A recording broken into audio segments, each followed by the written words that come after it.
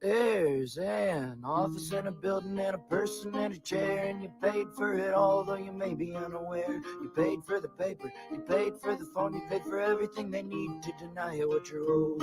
There ain't no you in United Health, there ain't no me in the company, there ain't no us in the private trust. There's hardly humans in humanity. Now the procedure that you're needing ain't the cost-effective route, and only 2% of people end up winning a dispute. So if you get sick, pray to God for help, cause your doctor's gotta pray to United Health.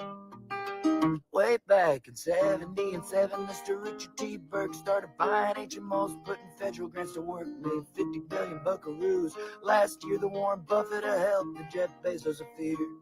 Now CEOs come and go, and one just went. The ingredient you got, bake the cake you get. But if you get sick, cross your fingers for luck, cause old Richard T. Burke ain't giving a fuck.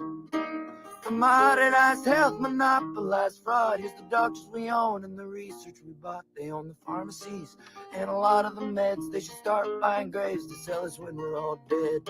There ain't no you in United Health, there ain't no me in the company, there ain't no us in the private trust. There's hardly humans in humanity.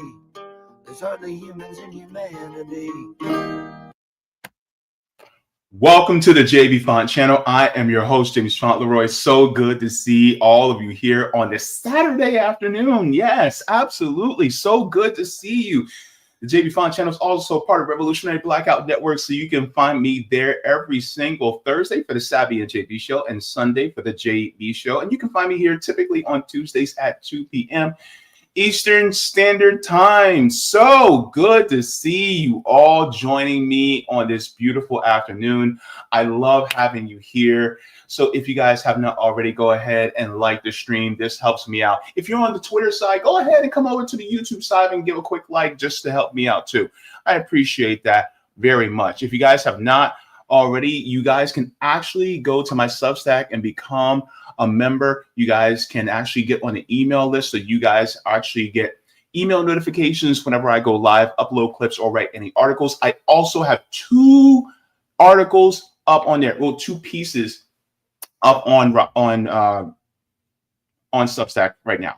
So if you guys would like to, you guys can go ahead and give that a read. I'm going to go over one here today, but I actually did 2. So I had one kind of in the chamber, and I was just like, I didn't get it done like I wanted to, but then I was just like, you know what, it's pretty much done. So let me just finish it up and then just send it out there. So that's what I did. So 2 pieces that I wrote on Substack as well. Now, if you guys want to ask me some direct questions, or you guys want me to react to a particular video or something, you guys can actually have me do that via video response at QBounty. You guys can go to qbounty.com/Jaybefaunt. It's basically like giving a super chat, but it's on a different platform. So it's basically like that. So thank you very much if you guys would like to do that as well. And plus it's the holidays. So if you guys want to gift somebody with my mug, at least for a month membership, then you guys can gift that through Patreon. So you guys have that there as well. So thank you very much. Now, let's get to the chat. Let's say hello. Let's say our salutations to everybody. It's a good day in the neighborhood. So let's go ahead and say hi. All right. First, we got Pitchforks Are Coming, says CEO and ruling class at large. I've never seen this happen in over 50 years. It is a time to be alive, baby. I'm telling you right now, because there's so many people right now that are waking up to what we have been saying for a while. And it's not even just people waking up. They've known about it. It's just there's a lot of people that are getting to the point where they're fed up. They've had it up to here. They're ready, right? This is an interesting moment in time, and I want to savor this moment. And I want people to wake up, not just wake up, but get active when it comes to really taking hold of what this country needs to be for workers, for those of us who are poor, those of us who are part of what we call the proletariat, the working masses, the regular people, the toiling masses, all of you regulars, all you regular people, right? This is our moment. And it doesn't matter left, right, conservative, liberal, I don't care. The thing is that you're living in a system that is not good for you, that is not conducive for you to thrive. And therefore, it is now time for you and me to take the reins of it and actually do with it what we should as the majority. So thank you very much for that. Pitchforks are coming. Good to see you here. We have Jace Hart coming in saying, I think this will fade away, unfortunately, but another crisis will set us off. You could be right. You could be right. But it also could be like a spark plug. When a spark plug in an automobile or an engine explodes, does it explode once and then it moves the piston and then that's it, but the piston keeps moving? Or is it a series of explosions that keeps the piston moving? This might be a series. This might be a start in the explosions to keep that piston moving and that engine of progress. You never know. Do I want it to have to be this way? No, I'd rather it be easier.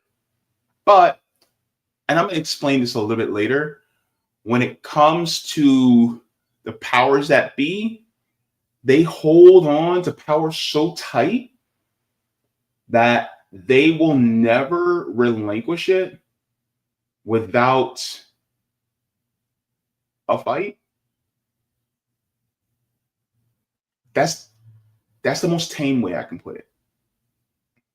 We'll get into it. We're going to talk about it. CBC voter coming in saying happy Saturday at JB. Happy Saturday to you, CBC voter. It is good to see you. Terry Connolly coming in saying greetings. Good to see you, Terry Connolly. All right. And also live long and prosper. You know what I'm saying? Live long and prosper. Roger Meadows says make sure to check out December 8th email from me. Looking to expand on a recent interview you did. Also, when will the interview of the Santa Claus guy be available? Santa Claus guy. I have a feeling you're setting me up for something, Roger. I don't know what it is, but you're setting me up for something. I know you are. Big brothers like you always want to be one to set me up.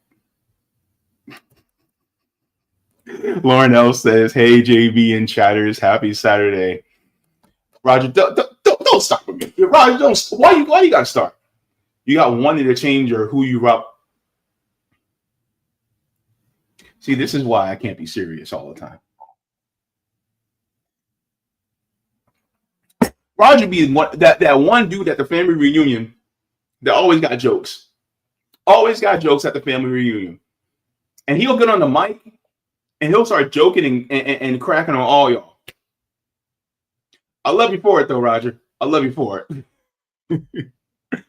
Chris C says, hiya, JB. Happy Saturday. Hope you're doing good today. To expand on your poll, oh, by the way, guys, take the poll. Or if you guys want to wait till later, go ahead and wait till later to take the poll. He says they are afraid since other big corporations are increasing their security. BlackRock, for one, is hiring more executive protection.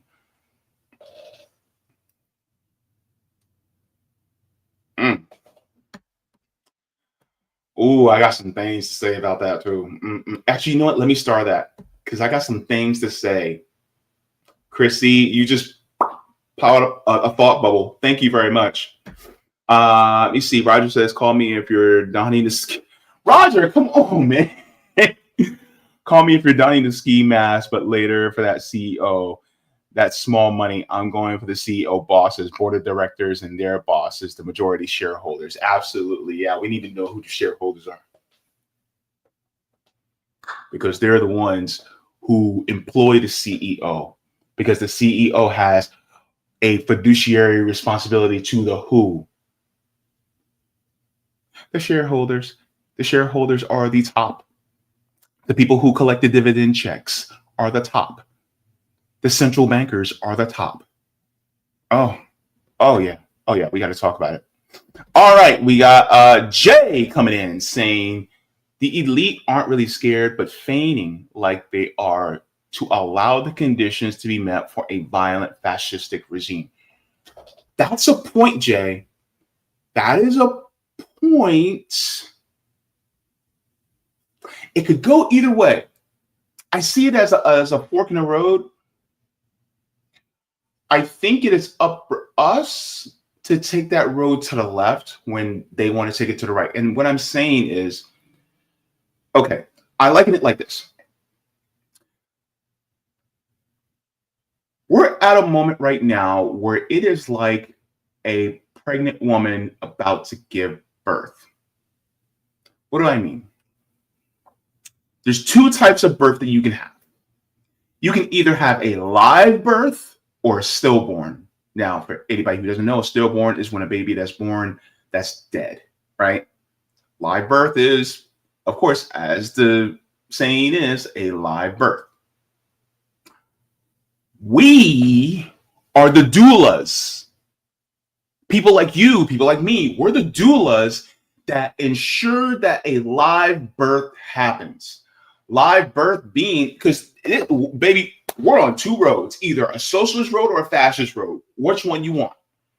It's not going to be in between. The people who say, oh, we can have in between, you're delusional. It's not going to happen. It's either going to be worker power control or corporate power control. Either way, it's going to be worker power control with them controlling the government, or corporate power control with them continuing to own the government. And so we have to ensure that a live birth happens, which means that we have to do the breathing, the Lamaze class, right? We have to guide. We have to, and see how things are going. How many centimeters is it dilated, right? What's the blood pressure like? What are the heart rates and all these things to make sure that we do the right things in order to ensure the live birth. These, I'm going to be careful with my language, but these fascists are trying to make sure that we do everything wrong so that it is a stillborn birth. This is the class war. And I want you to make this abundantly clear. Right now, since what Luigi Mangione did, it uncovered,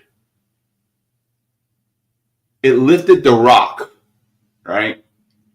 And it showed the real class war that we're engaged in. And the reaction from the 1% is their reaction, their raw reaction to seeing us and how we feel about the other side of this class war. You see, they're like kings and queens that go, the people love us. Look at me. Like Elon, see all these people, see all these likes that I have, see all the adoration that I get. Oh, look, they're buying my cyber trucks and they're doing all this stuff. Look, they love me. Then next thing you know, something happens to one of their fellow CEOs, and then they're like, oh my God, the people actually hate me. They hate your guts.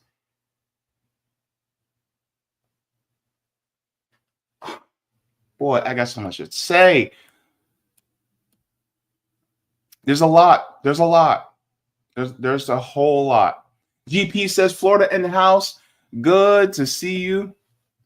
Said you interviewed Santa Claus the other day.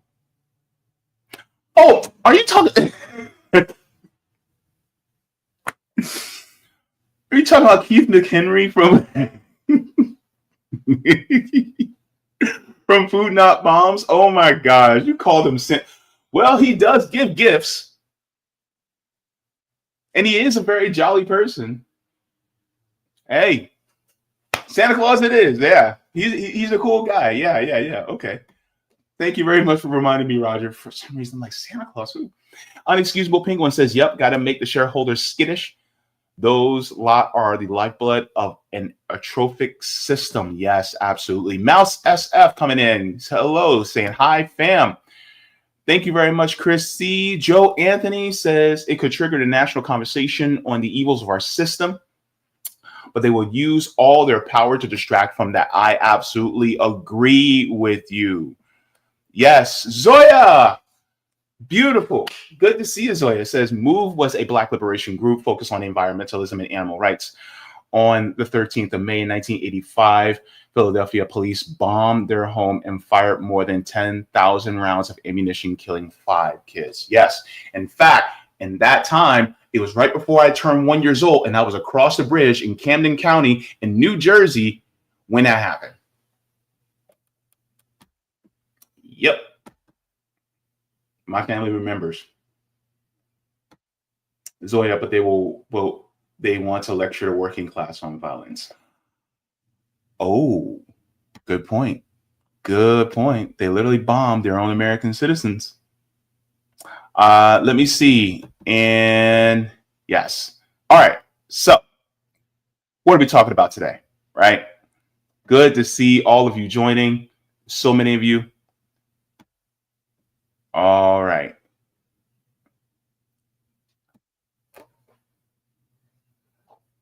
Petrified. The CEOs are petrified. We're going to talk about it. Why? Because they are on notice.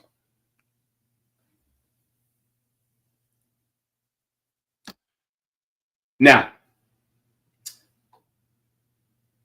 I have been going over this situation in my head for the last week.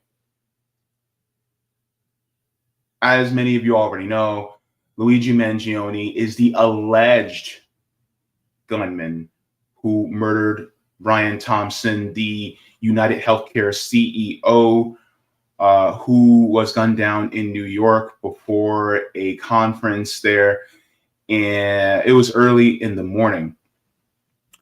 And when we found out it was the United Healthcare CEO, who essentially oversees a business that makes its money, makes its profit off of denying healthcare to hundreds of thousands of Americans, thus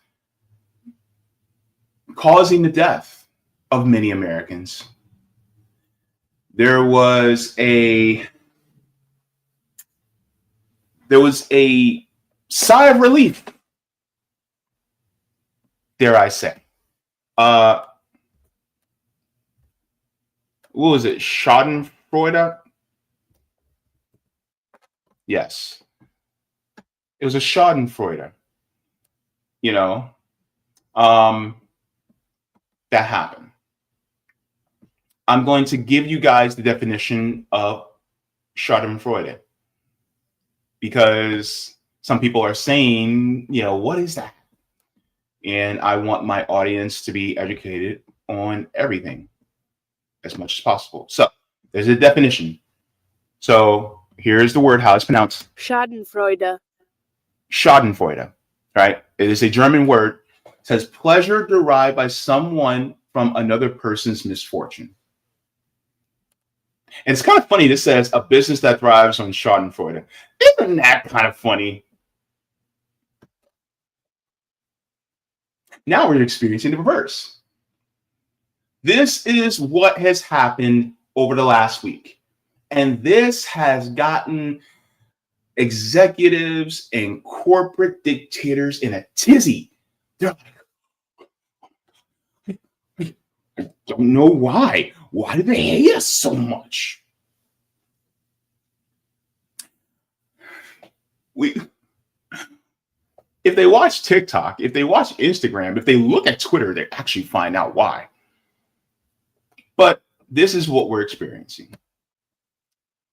And that's why I played the opening song the way I did.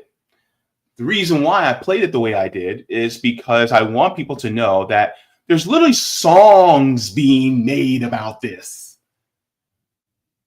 They're making songs and doing skits and soliloquies and plays. They're doing all this to show that, honestly, yeah, people are feeling this way. So there are reasons as to why. Part of it is the wealth inequality that's happening in this country. And that wealth inequality is also contributed to health inequality in this country. You ever heard of the phrase health is wealth?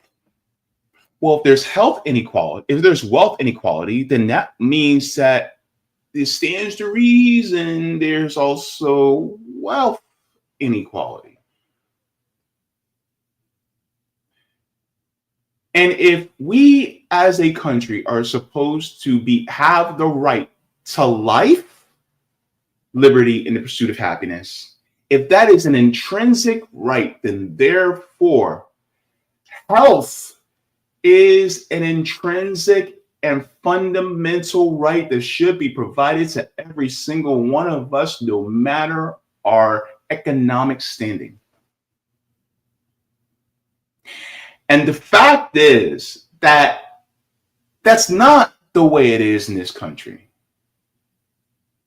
Really, it's an anathema to the preamble of the Declaration of Independence. It says, we hold these truths to be self-evident that all men are created equal and that they are endowed by certain inalienable rights. And among these rights are life, liberty, and pursuit of happiness, right?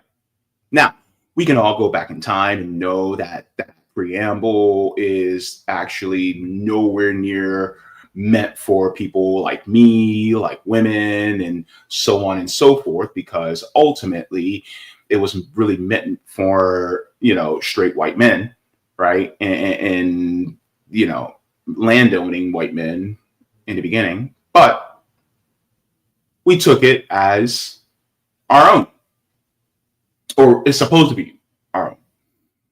And so now we're at a point where we're demanding that right. And it should not be paywalled. Life should not be paywalled. And if life shouldn't be paywalled, health, which sustains life, should not be paywalled. And yeah, some people who are corporatist conservative may come in and go, oh, but you want people to work for free. You want them to slave? It's like, no. Because we literally live in a society where we can pool our resources together to make sure that people who help sustain life are well paid. They're well compensated for the sustaining of life. Are doctors and nurses underpaid in the UK? And if they are, why are they underpaid? Are they? And if they are underpaid, they shouldn't be. That money they should be paid more, right? Instead of paying all that money to the military, you better start paying them doctors, nurses, and techs and specialists more. I'd rather my money go to keeping people alive than murder machines. Anyway, so that's what. It is the wealth inequality that continues. So let's get into this, because this show is really just one big segment. I want to take you guys here because I saw this earlier today and I said, this needs to go into the show, because you guys need to see why. You guys already know why we're so upset. The 1% who may watch this I want them to know why we're so upset. And I want them to get it. No, I'm not going to say that because that will get me in trouble. But I want them to get it. So let me share this with you guys really here, right quick. Some of you who follow me on Twitter probably already saw this, but let's go. This is what wealth inequality in the United States actually looks like. This grain of rice represents $200,000. That's about the median net worth of a citizen in the United States, which means if you took our population and drew a line split down the middle, about half of us have this much or less. Half of us have this much or less. Just going to put that down right there. 1 grain of rice. This is $1 million. 5 grains of rice. When most of us think rich, we think of $1 million. This is $100 million. This is about the net worth of CEOs who delay and deny care for sick Americans. This is also about the net worth of CEOs who tell Americans to eat cereal if they can't afford food for their hungry kids. So let me go back to this. Do you see the inequality? The comparison from 1 grain of rice to this? Brian Thompson, folks.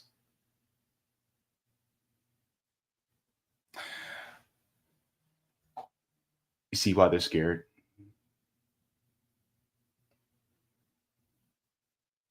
Because once you start to compare it to the even richer Americans, if we're willing to,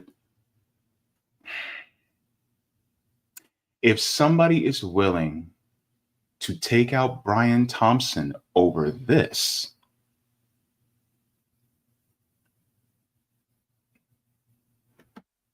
you better watch out. You better not cry. You better not pout. I'm telling you why. Luigi is coming to town.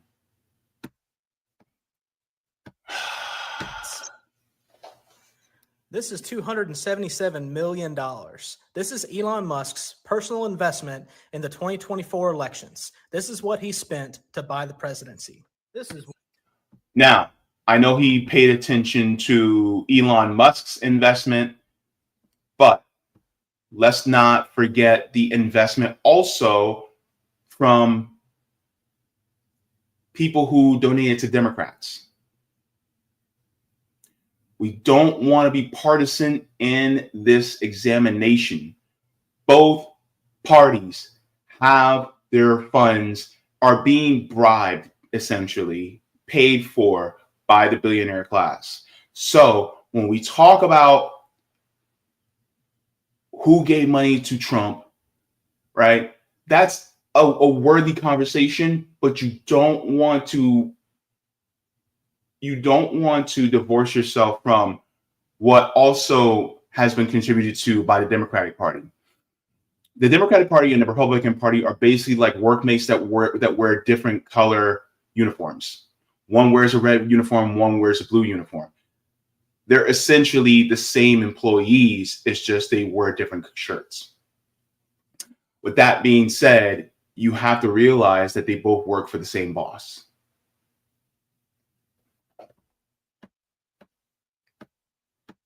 This is $1 billion.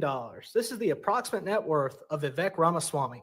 Only 800 people in the United States have this much money or more. As a frame of reference, think about how many people you went to high school with. Only 800. And this. So Vivek Ramaswamy, net worth $1 billion?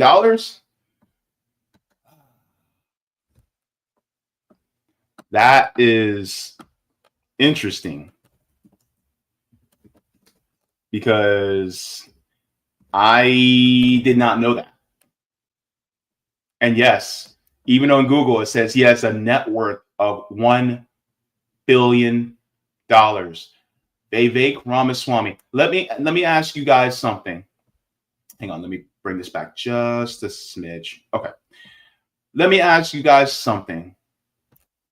Vivek Ramaswamy is 39 years old. I'm 40. Vivek Ramaswamy and I are relatively the same age. Basically, he graduated as valedictorian of his school a year after I graduated. I graduated in 2002. I think he graduated in 2003. Let me ask you this. Did he earn legitimately, did he work enough out of the own sweat of his brow to get $1 billion in comparison to me?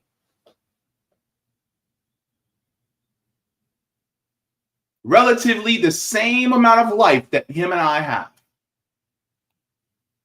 And yet, how did he amass $1 billion? Did he actually earn $1 billion?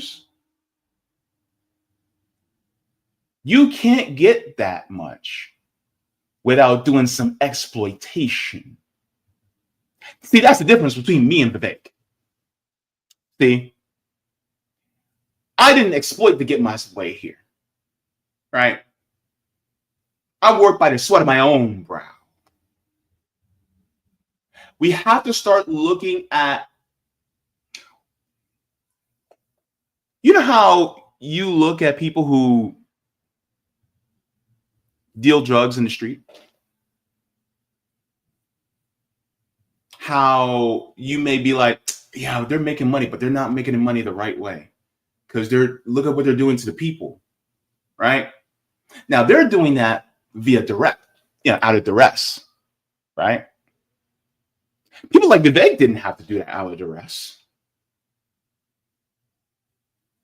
There's no duress for Vivek. So with that being said, we need to start having more disdain for billionaires than we do for people who sell drugs.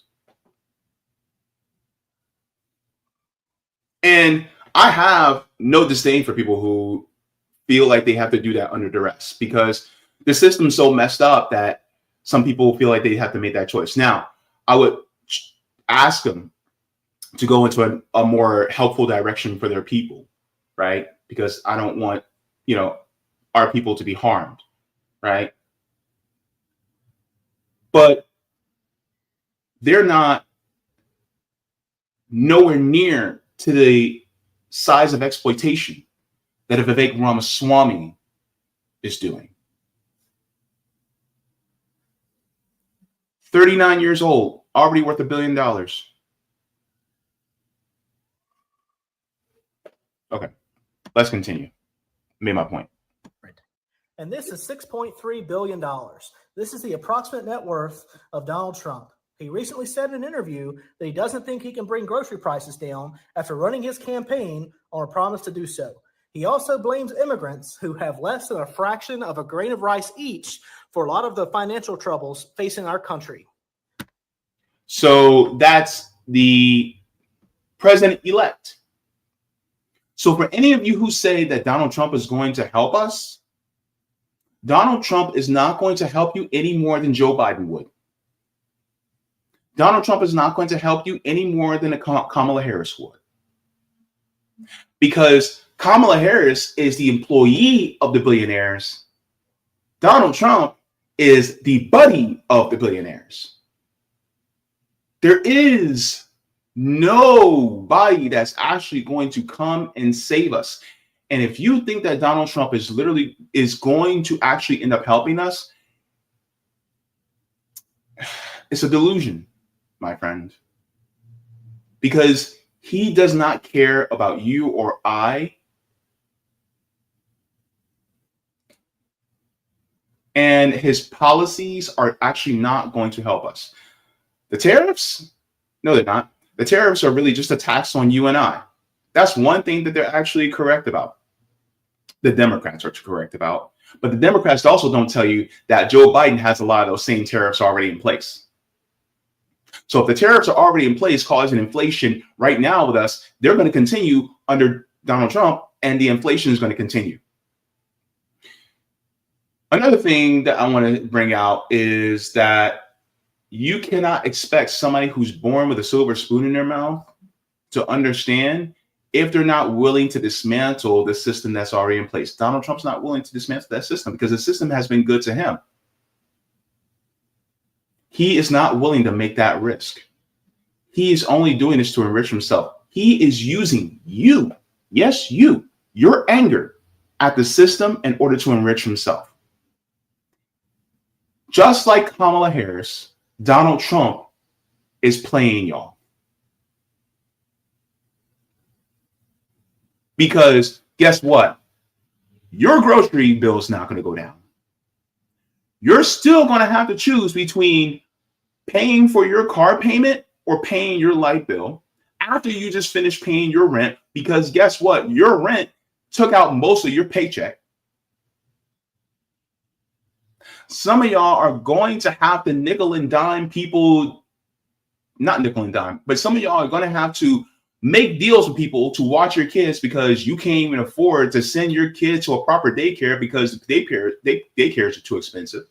Some of y'all are going to have to keep calling your family members or texting your family members for money to ask to buy some formula or some Similac in order to feed your kid. Some of y'all are going to have to try to stretch out the diapers. Some of y'all are going to have to try to stretch out the rice, stretch out the beans. Why? Because you can't afford it. It's rough out in these streets. And do you actually think that Donald Trump's really going to help you? No. Truth be told, any of the solutions are just band-aids on a gaping wound. And it's not going to help.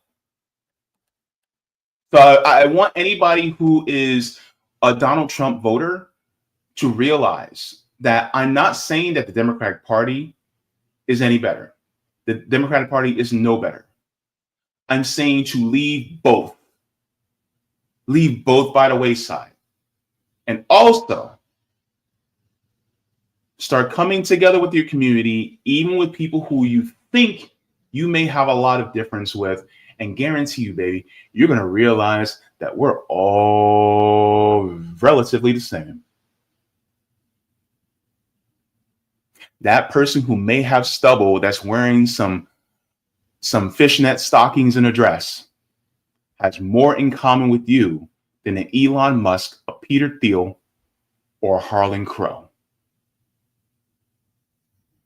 Trust me, we have way more in common than they do. This is a class war. This is not a left-right war.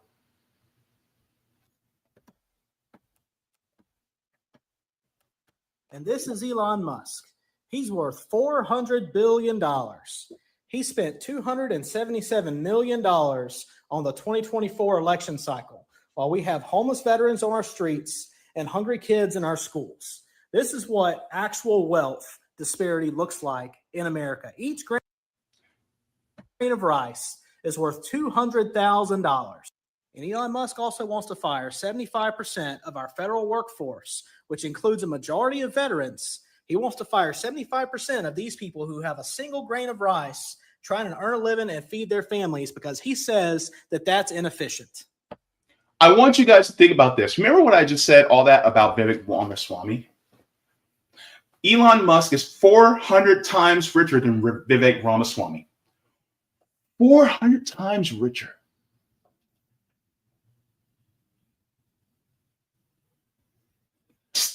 Just let that just melt in your brain, soak into your brain real quick. And with that being said, if somebody was willing to take out a healthcare CEO for that little bit, what do you think of Vivek Ramaswamy or an Elon Musk is feeling right now? What do you think of Peter Thiel is feeling right now? Or Bill Gates? Or Harlan Crow? Or an Oprah Winfrey? Or a Tyler Perry? Or a Jay-Z? Or a Rihanna?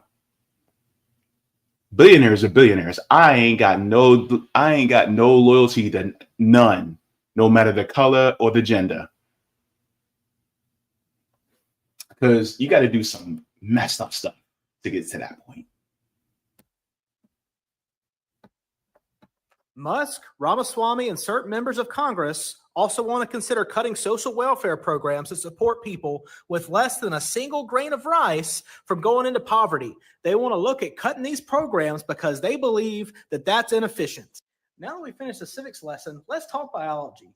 Did you know that all human beings, no matter how much money they have, are all mortal? We're all made of flesh and bone. We all have to eat, and we all have to sleep. Each of us has only one life, and I encourage you to do something notable with yours. The American dream has been stolen from you. What happens to a dream deferred? Who's hungry?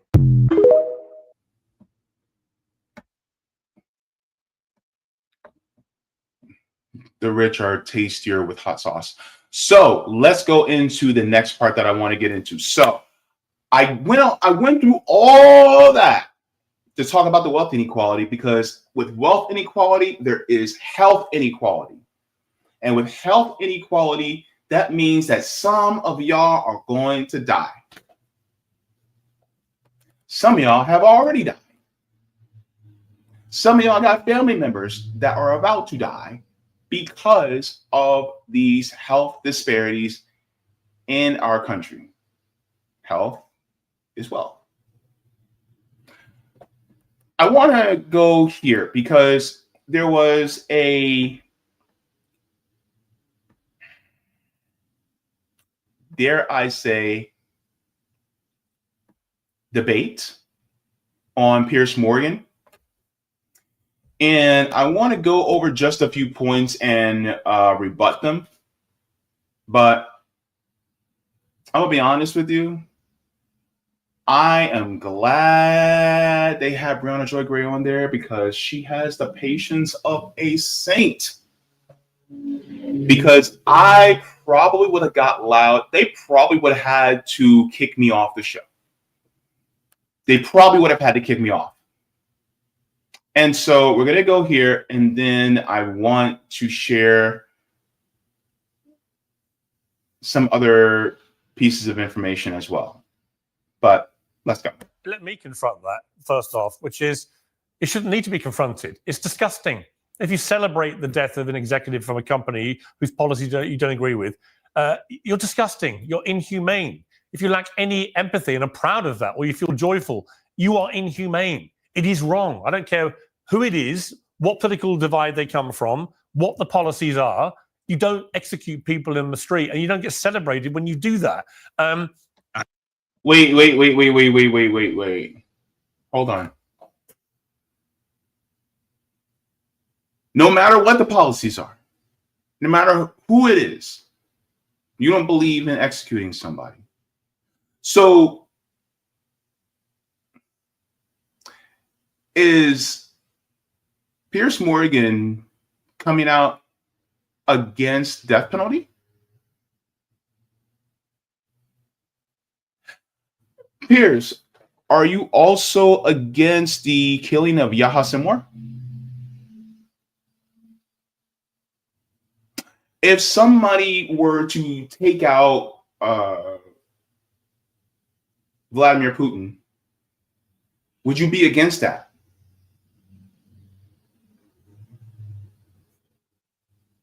Would you be against someone doing that to Bashar al-Assad?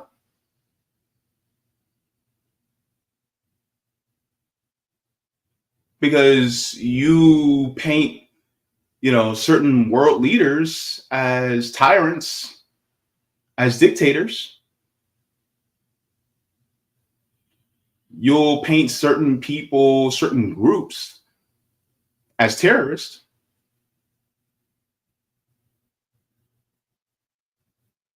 So I really want you to think about this, Piers. Let's continue. I agree. But secondly, Clay, I would say this.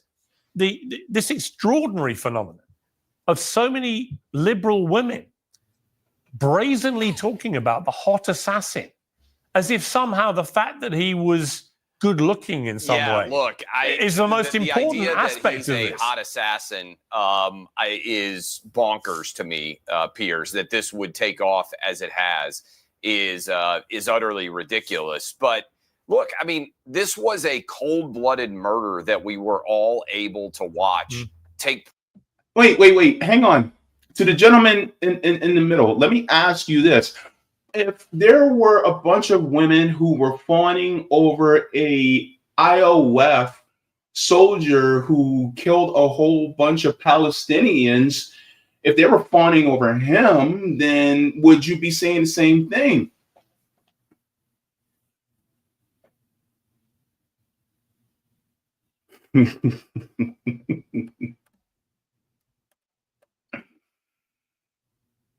Oh, man. This is too easy. Place on the video monitors in Midtown Manhattan. And the thing I would point out is two things that usually happen. One, I do think there's a deeper story here. This is a incredibly privileged, it appears to be alleged, but seems like he is the killer based on all the evidence. He went to a $40,000 a year high school. He has double degrees from an Ivy League institution. He has all the advantages and privileges that a rich kid in America would have. And he killed an executive who was the son of lower middle class, it appears, parents, who worked his way up based on his own individual merit and accolades. And so you have this incredible, if you want to talk about white privilege, this assassin is maybe the definition of white privilege. And oh, they want to talk about white privilege now. Remind me of that part in I'm gonna do it just like in White Chicks. Oh, they want to talk about white privilege. Okay, here's the thing. Here's the funny part. So Brian Thompson came from a working class background, which is absolutely true. But here's the thing. If I come from a working class background and I get myself into a business where it denies coverage to hundreds, if not thousands of Americans, thus resulting in the deaths of hundreds of thousands of Americans, does that actually make me a good person? Versus somebody who was born to privilege, by the way, Luigi Mangione, he didn't ask for that privilege, number one, because he was just born. He just happened to be born into it. But then he saw literally how the sausage was made, and he decided to go by his own hands and means and try to correct it. Now, if you disagree with that way, that's fine. But the thing is like he literally saw his privilege and he said, I don't care about it. You see, this is what we mean. And I'm not saying this to the exact degree of what Luigi did, right? But if you're somebody who has privilege, are you using your privilege to advance and help the people who are the most marginalized in your country?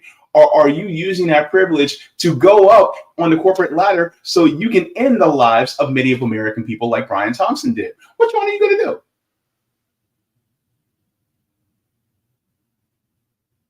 Because both of them have privilege. One had economic privilege and white privilege. One had white privilege, but not so much economic privilege, but he could also use that to go up the ladder. He can use his white privilege to help him get up the ladder. But one saw how the sausage was made and was disgusted and decided to do something about it. You may not agree with what he did, but he did do something about it. But the other one went up, saw how the sausage was made, and he's like, I think I'm going to be the head of the sausage factory.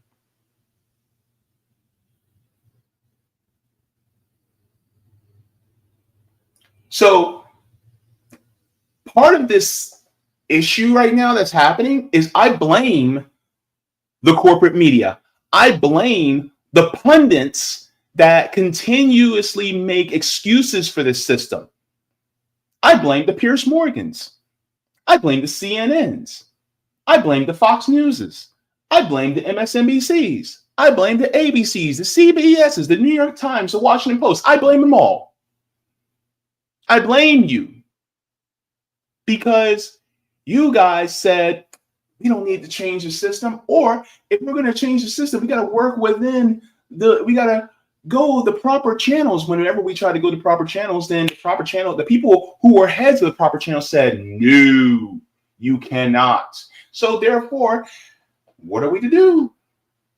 Where are we to go? How can we actually fix this? And yet, whenever we try to fix this to prevent somebody like a Brian Thompson being murked, then you guys said, ha, kick rocks. Well. Instead, you denied us Bernie, so you got Luigi. You denied us Bernie, so you got Luigi. And now you're scared? Now you're clutching your pearls? Look, I have a lot of criticism for Bernie Sanders. I got a ton. And I feel like he's a sheep herder to the Democratic Party, and I do not like that guy anymore. But he warned you. Bernie warned y'all.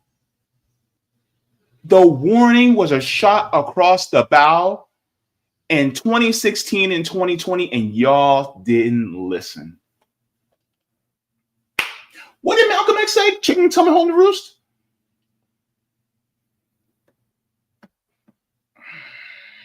I'm telling you.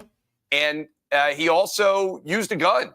And usually anytime we have a shooting like this, almost immediately we hear that we need to have gun control. It appears this may have been a gun that he created using some sort of 3D creation. That is some sort of advanced technology. And we don't hear anything about gun control, and we don't hear anything about white privilege. And so in addition to the fact that a lot of crazy, broken-brained left-wing women like Taylor Lorenz can't find any man, so they decide to get all turned on by assassins.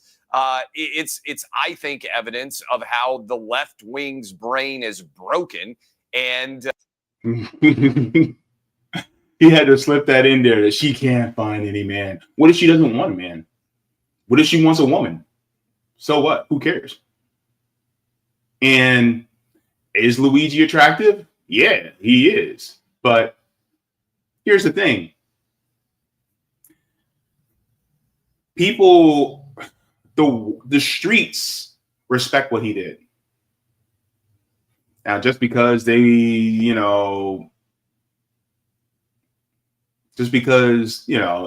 they find him attractive, two things can be true at the same time. It's like, yeah.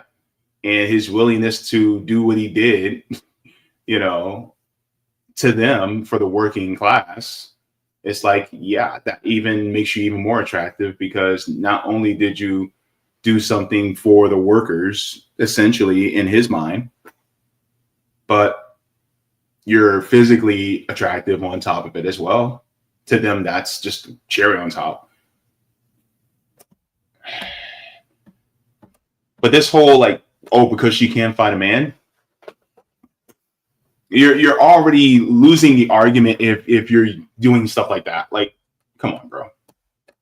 And they will use any situation to try to justify that which is unjustifiable. Yeah, Brianna, let me bring you in. Welcome to Uncensored. I believe it's your debut, so great to have you. Just on the before we get to the shooting and the way it's been celebrated and so on, this whole issue of the hot assassin. I made the point on X earlier.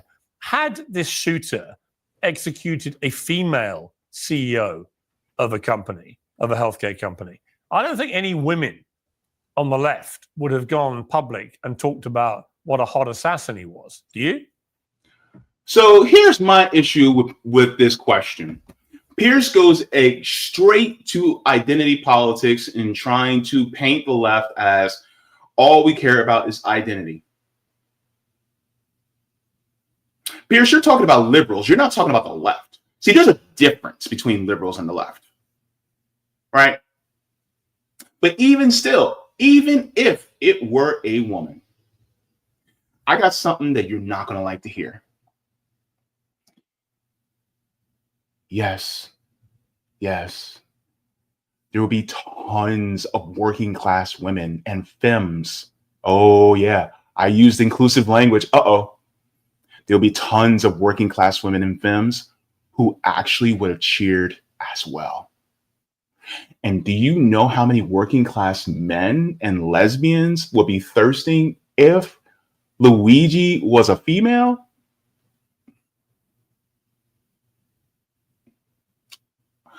There'd be tons of flowers at that jail. There'd be tons of flowers. So it's not necessarily the gender of the person that matters. See, this is how he just doesn't get working class people. We judge people by the content of their character, not what's between their legs. Take it away, Brianna. I frankly don't know that that's true. And I also think we can't erase how many men are also thirsting, frankly, after the claims adjuster, or as you have been describing him, the hot assassin, Luigi Mangione. But I think the real point is that both sides of the establishment political aisle are desperate to make this a conversation about something other than the fact that we have perhaps the most perverse healthcare system, or insurance system is a more accurate way to put it, compared to every other similarly wealthy country in the world. The reason you're seeing this outrage and sometimes kind of performative thirsting for the shooter is exactly because 68,000 people every year in the United States of America die because people like Brian Thompson, who run companies like United Healthcare, deny insurance claims that could have saved the lives of their loved ones. And while there were a lot of words spent talking about the real fear of the people on the subway who had encountered Jordan Neely, it's important to note that Jordan Neely hadn't physically engaged with anybody on the subway. Well, I'm going to come to Jordan, just to be clear. I'm going to come to... Wait a minute. Let's separate the two stories, though. That was just an aside. So much... so many such words, passions, empathy was directed in that direction. But Brian Thompson's actual crimes of having a direct connection to mass death and suffering for tens of thousands of Americans on a yearly basis. Well, hang on, you said I crimes. think it's going under-examined. Okay, you said crimes. What was denying? What was the crime? Unfortunately, the United States, our legal system is designed by people in power who enrich themselves, who don't make denying people's health care that results in mass death. Yeah, but you called it a crime, though. You called it a crime, but it wasn't a crime. He wasn't a convicted criminal. I would define it colloquially as a crime, and the fact that Luigi allegedly took matters into his own hands is because no political system or legal system in the United States of America has been willing to step up. Actually, we don't even know that, do we? Hang on, let me stop right there. When he said, but is it a crime? Slavery was a crime. Chattel slavery in this country was a crime.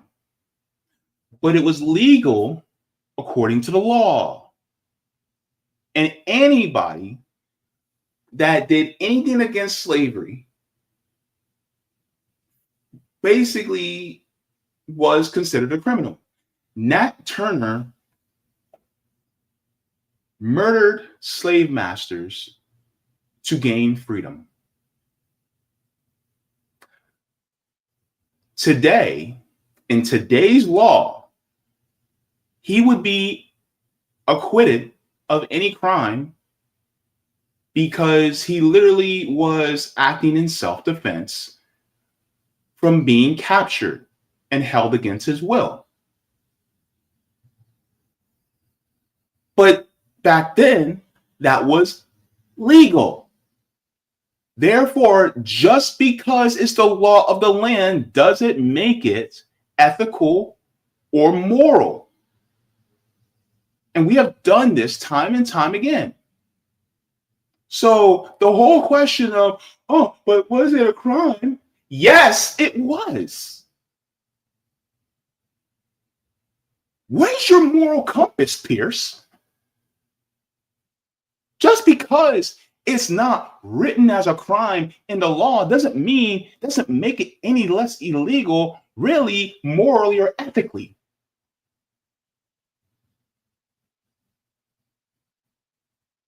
Your moral compass is shot because you're making excuses for somebody that oversaw the deaths of hundreds, if not thousands, of Americans by denying them health care. That's what you're making you're trying to moralize this? You really are British, aren't you? Jesus, no wonder why the Irish hate y'all. No wonder why the Indians don't like y'all. My God.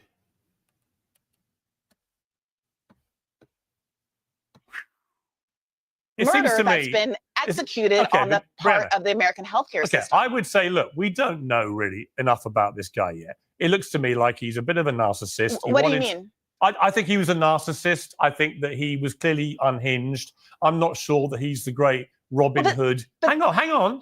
Which guy? I'm sorry. Hang on. You're talking about Luigi, the shooter, or, right? Brian Thompson. The one who shot Sure. Brian Thompson, Luigi, right? I'm just not sure that he's this great, heroic guy standing up against the healthcare system.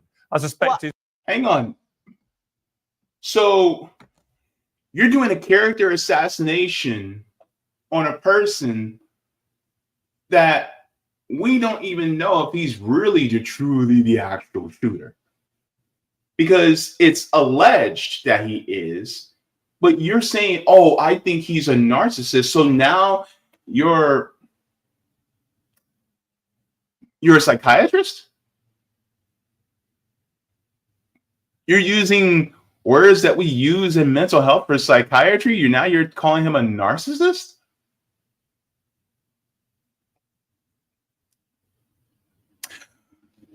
Let me say something, people. Every accusation is a confession. I'm just going to say that. And I'm going to leave it there. I'm not talking about that. This isn't about Luigi, who may or may not, he's been arrested, he's been charged. We may or may not know that he's the actual shooter. I'm talking about the public reaction to Brian Thompson's death. No, I understand and we do know about Brian Thompson. I understand that. We know about United Healthcare. And that's the root of the discontent. That's the root of the public outcry.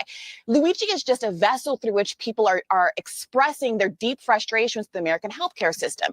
So the question is, if you don't want murders like this to be happening, assassinations to be happening like this in the street, I'm someone who does not believe in the death penalty and don't condone these kinds of vigilante instances of violence in either case. But if you want to get to the root of why people are so deeply unhappy, you have to, it resonates so deeply with people that this has happened, you have to get to the root of why there is this deep well of tragedy, despair, and outrage in the United States of America. And that has to do with what Brian Thompson has chosen to do with his life, what companies like United Healthcare have chosen to do to the American people. But just to be clear. Okay, so that's the point. Because they're not focused on the underlying cause of this rift between the 99% and the 1%. Because they don't want to fix it, because that means that the 1% would lose their power and influence and wealth if the 99% actually got more of what they deserved. And make no mistake, people like Piers Morgan is just a stenographer, a spokesperson for the 1%. Yeah, he's rich, but people, there are people who are above him. And so when it comes to people like Piers Morgan, there's a reason why he is in the position that he's in. Because he's willing to show for the 1%. He's willing to speak for the 1% so that they can maintain their power. And so he has to moralize and pearl clutch over Luigi doing the thing that he did in order to make it seem like you guys shouldn't be doing this. You guys shouldn't be trying to do whatever it takes to liberate yourself. Now, does this actually change things on a fundamental systemic level? No. That's why I say that we need to band together in order to change the systems, and we have to do that through a means of building dual power. But Luigi decided to go in on his own. Now, I don't recommend that, because the thing is, that's more of an individualistic way to change things. I prefer a collectivist way to change things. But and by doing it through systems and building to a power like the Black Panther Party did. But the thing is that Luigi was frustrated. Allegedly, him allegedly being the shooter, he was frustrated. And out of that frustration, he carried out an action that millions of Americans wanted to happen. That's the issue. Millions of Americans actually wanted something like this. They didn't want violence, but they want this to end. Okay, before I go to Natalie to respond to that, do you feel any empathy for Brian Thompson and his family? I have infinite empathy for any individual as a person in their personal capacity. As his role as the CEO of United Healthcare, I'm afraid I'm with the overwhelming majority, bipartisan majority of the American people who say, I'm saving my empathy for people who are much more vulnerable, and have caused a lot. Right. So to be clear, you don't have any empathy for him after he was executed. I personally don't. Right. So here's the thing, and they're going to keep tagging this throughout the entire interview. Like, oh, you say you don't have empathy. I don't have empathy for the position of the CEO. I don't have empathy for the position of President of the United States. I don't have empathy for any of those positions where it allows people to exploit people for profit, for gain, on a fundamental level that harms the majority of others. Now, I have empathy for his family because by choosing to be in the position that he's in, he put himself in danger and thus made it so that his family would have to deal with something like this. I have empathy like that. Like, I'll say it like this. For the people who are vulnerable Israelis, the Zionists put their people in danger by occupying Palestine. If they did not illegally occupy Palestine, then they wouldn't have put their families in danger. They wouldn't have put their families through this. Brian Thompson chose what he did. And it wasn't out of duress. He climbed that ladder and got to that position in a disgusting industry as in the healthcare industry. And he put himself at that risk. This is like saying, do you have empathy for cops if a cop gets murked? The cop chose that job. You chose a job that has its basis in slave catching.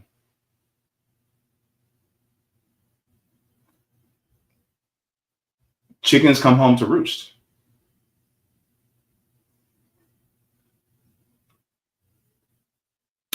So when it comes to that, I agree with Brianna Joy.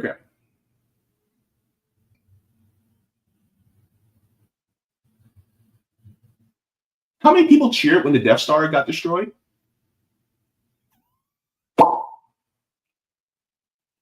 How many thousands of people were on the Death Star? Well, everybody's like, well, that's fantasy. I'm like, yeah, but you know, that reveals what people feel on the inside when it comes to people who do horrible things to a greater amount of others. How many Nazis died in World War II? Huh. Okay. Okay, well, at least you're honest. Let me go to Natalie Winters. I mean, I find this staggering. You've got to remember, the left is supposed to be the party that cares so much. All of them have their Be Kind hashtags. They're the caring ones, the kind ones. And they can't even bring it in their hearts to say they find a shred of empathy for a man who's just been executed, who's the father of children, the husband of a loving wife, and so on. I find that just staggering, that you can't, on a human level, have empathy for the murder of someone, but also make your point about the system in which he was an executive. What's your response? Now, you know what? I mean, it's absolutely shocking. And look, what it gets to the core of is the continued dehumanization of people, because in the sort of culturally Marxist paradigm of oppressor versus oppressed, you're allowed to do whatever you want to someone who has allegedly, or in this case, I'm not a supporter of the United States healthcare system or apparatus. Believe me, there's so many problems that need to be fixed and adjusted there. But condoning, which is in effect what these two panelists are doing, the assassination of him by a roundabout way by saying, well, the healthcare system is, you just told me that you had absolutely no empathy and that you think what people are doing by gunning down healthcare executives because of bad decisions. And by the way, I do not condone vigilante violence in either instance. So don't misrepresent my view. If you can make your case without telling a lie, miss, then you should do it. I have empathy for the 68 million Americans and their families who are killed every single year by the policies of the United Healthcare system with its 32% desire. Okay, look, listen, Brianna, I'll let you speak, Brianna. Let Natalie have her say, and then I'll let people respond. By the way, if you think Luigi Mangione is someone who you maybe have empathy or sympathy for, this is someone who had a very privileged upbringing, background, very wealthy family. The CEO of United Healthcare is someone who came from a working class family, went to state schools, didn't go to the University of Pennsylvania. Like I said, I'm not defending the healthcare system writ large, but to say that you don't have empathy because you view him as an oppressor of the American people is a perversion, not just of the system of law and justice in this country, but that's extreme.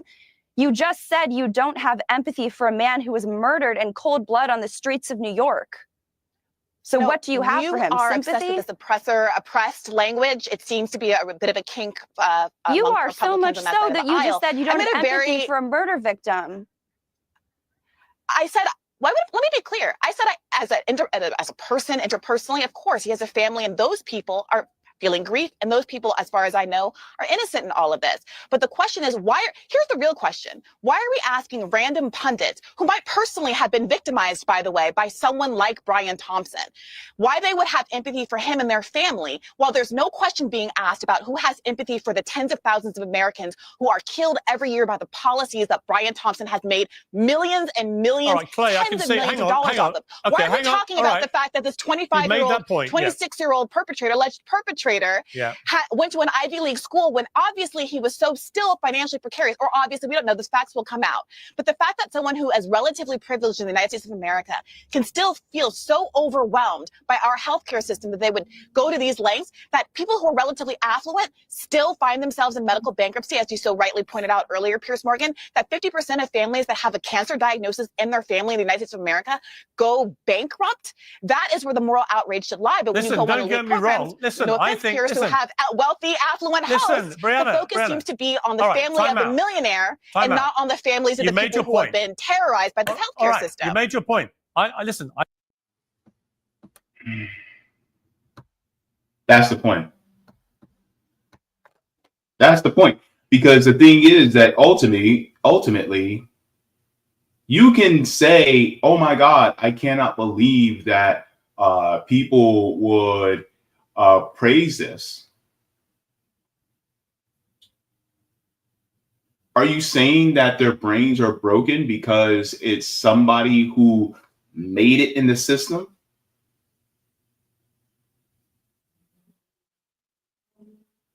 And the thing is like, look,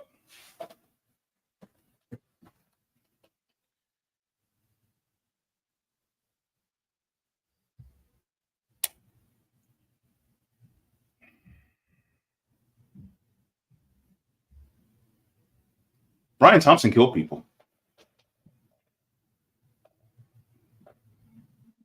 People, as in plural.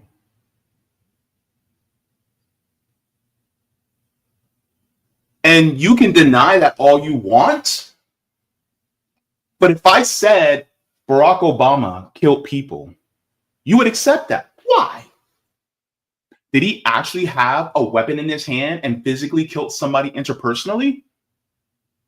No, but he gave the orders. If I said George W. Bush killed 1 million Iraqis, you guys would accept that.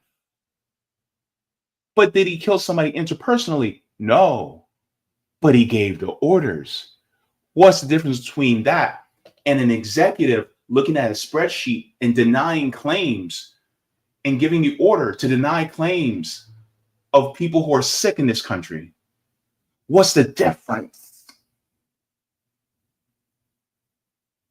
If somebody takes out a mass murderer,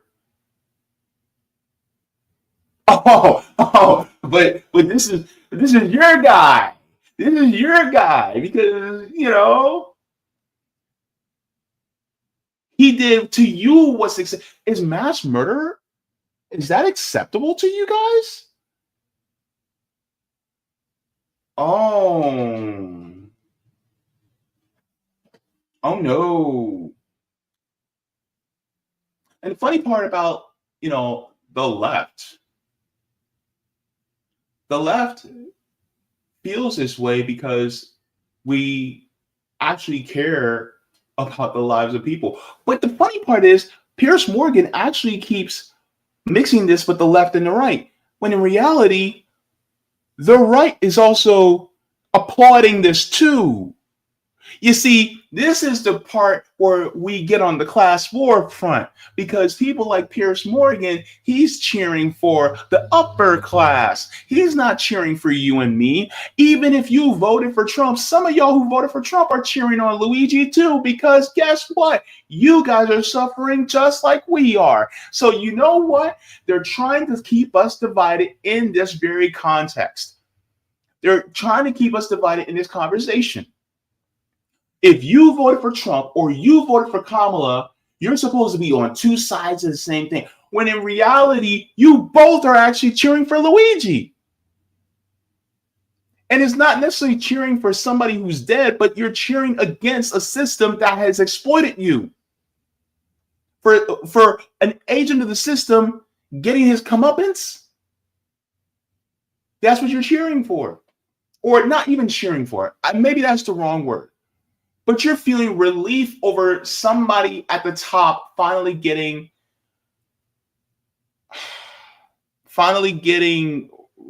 murked, getting their comeuppance. This isn't a left or right issue. This is a worker versus capitalist issue. That's what this is. But people like Piers don't want you to know that. They try to say, oh, the left, when in reality, it's the workers versus the owner class. Don't let people like Piers manipulate you into thinking this is left or right. It is not left or right. He is trying to manipulate you into thinking, into keeping the workers divided. Don't you let them tell you who your enemies are. Don't you dare let them tell you who your enemies are. I'm in London at the moment. In the UK, we have the National Health Service. It's free healthcare for all. You know, so I find the whole system in America completely baffling, that a country of your size and power and economic muscle can't have a better system where people don't fall through the cracks in such large numbers. I completely agree. But that is a separate issue to the execution of someone in the street. Clay, I could see you were rolling your eyes there. But it's not a separate issue. Well, let me bring Clay in. It is a separate. Piers, I'm in Israel right now. Oh, he lost me there. Look, it is not a separate issue, because if it was a separate issue, this would have happened if we had Medicare for all or a nationalized healthcare system. This would have still happened. But why did it happen? He was a healthcare insurance CEO. If we didn't have private healthcare insurance in this country, Brian Thompson would still be alive. A single payer healthcare system or a nationalized healthcare system like a TRICARE for all or something like that would have saved Brian Thompson's life. And y'all don't want to talk about it, because then that means that we should actually save more lives by having a nationalized healthcare system. Wait, Piers, in your country of Britain, how many healthcare CEOs got murked?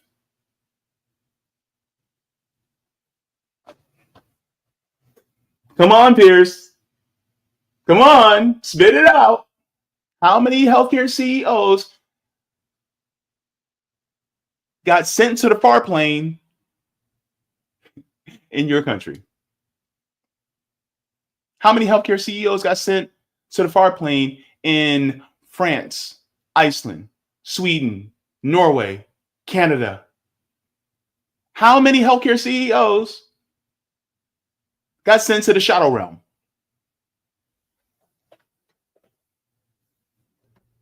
Exactly. It is a healthcare issue. I just been touring a lot of the kibbutzes where there were people who were murdered because they were Jewish. I can't help. No, they were taken out because they're illegally occupying land that ain't theirs. That's what it is. Jesus Christ, these people, I'm telling you. They don't give a shit that you're Jewish. They give a shit that you're occupying their land and taking it away from them. That's what it is. Golly. But see the analogy here. You can be upset with a larger societal issue. It does not justify murdering people because of it. And if you are making that argument, and Brianna is making that argument, I'm sorry, her brain is broken, because what she is saying is, I'm so upset about the healthcare system that I believe that assassinating an innocent person who has never been convicted of any crime in cold blood on the streets of Manhattan is okay. You see how the narrative is being made? An innocent person, yet he oversaw the deaths of thousands of Americans. Is he really innocent? Oh, just because the law technically is on his side doesn't mean he's really innocent. Are people like Thomas Jefferson a good man, even though he did what he did to underage Black girls?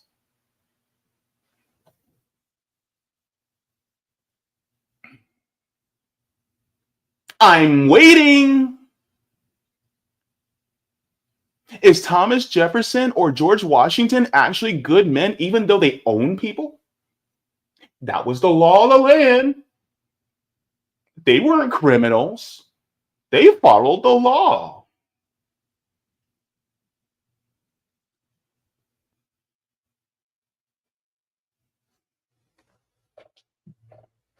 God damn it. Y'all made this too damn easy. I'm not even a college grad. I didn't even step one foot in college. And y'all, and I'm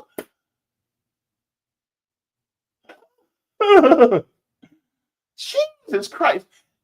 And then on top of that, let me tell you something right now. Some of y'all are going to get pissed off because the way they talked to Brianna Joy Gray, especially Pierce, in this interview, oh my God. The anti-Blackness is...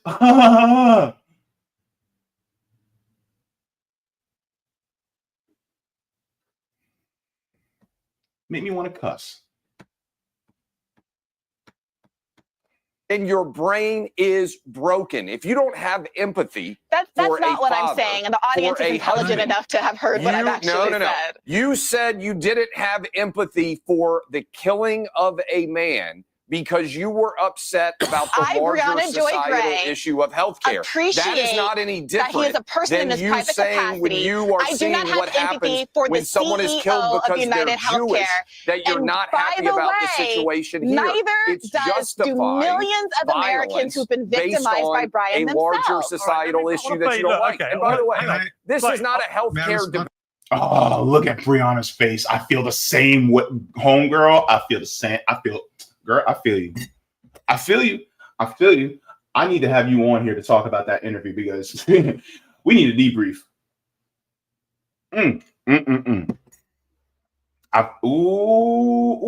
Are you, yo?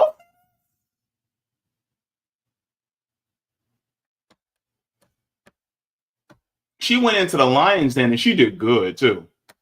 Debate. Yeah, I want to play two. It is a healthcare debate. Hang on. I want to play. It is a healthcare debate. It's a murder debate. Yeah, it's a murder debate, not a healthcare debate. He's right. He's right. It is a murder debate. It is a murder debate.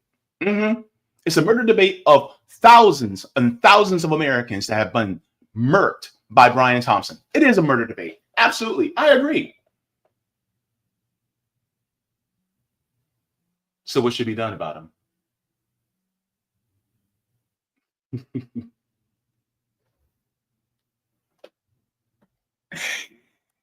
We have some agreement.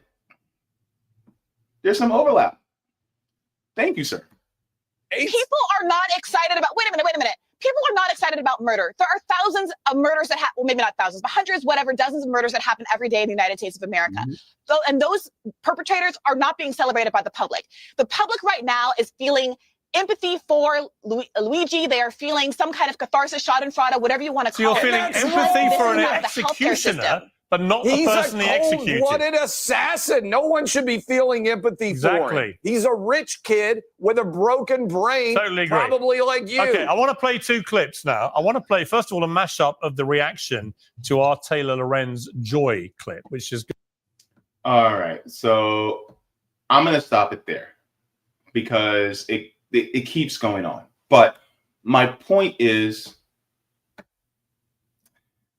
they're literally trying to make an excuse for somebody who actually did something wrong, but just because it's not written into the law that it's wrong, that, oh, well, it's acceptable. That's the issue with the system. It's really almost like a moral plausible deniability. Well, it's not written into the law, so it's not illegal, even though it's still wrong.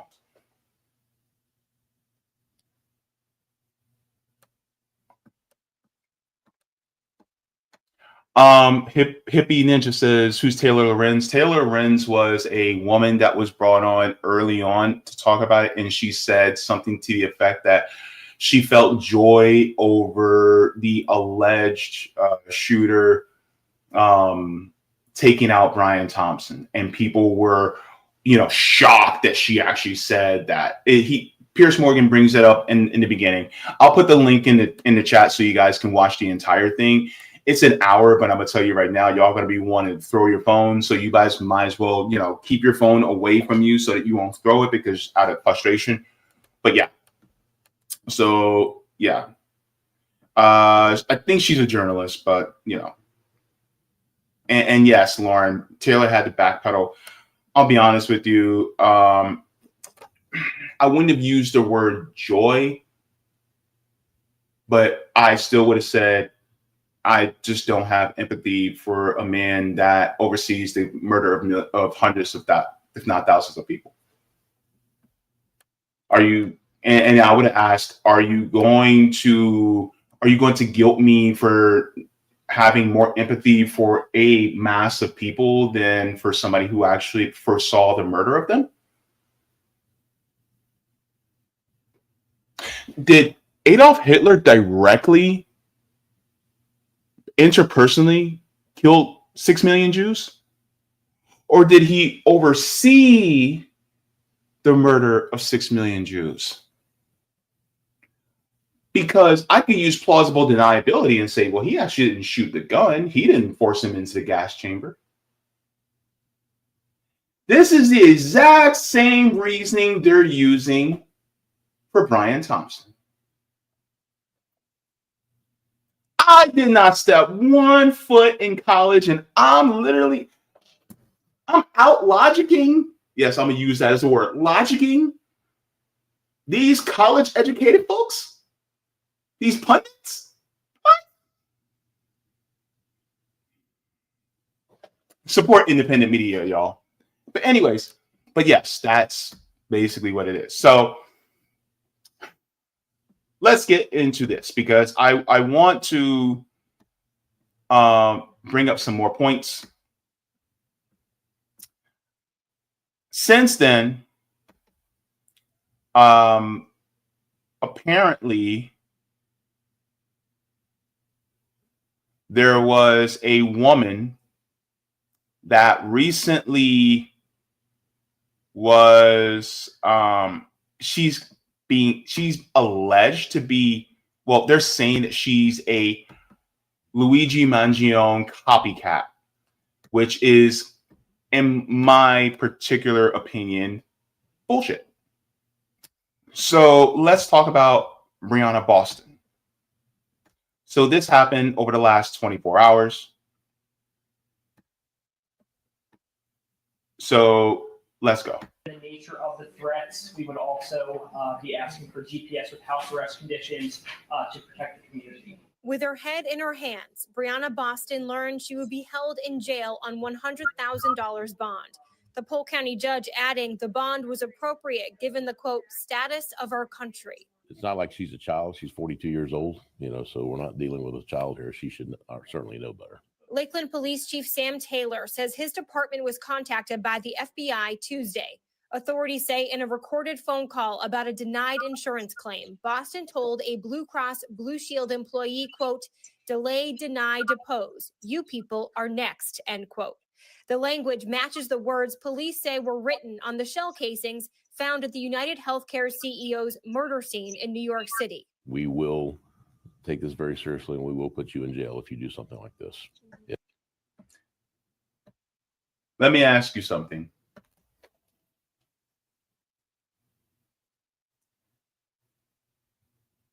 Did she actually threaten the life of anybody that worked for Blue Cross and Blue Shield? Look, guys, let me know in your chat. Did Brianna Boston actually threaten the life of anybody that worked at Blue Cross Blue Shield? Let me know. Because personally, I don't think she did.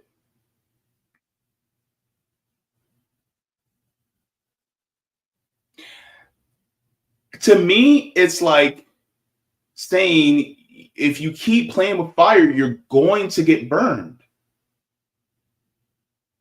And basically, she's not saying that she's going to be the one that burns them, but she's giving them a fair warning that, look, you guys are literally playing with fire. And if you keep this up, you're going to get burned. It was a warning to people at the top. Now, I personally wouldn't have said that because you're talking to an employee, you're talking to a fellow worker. You're not talking to the CEO, right? But at the same time,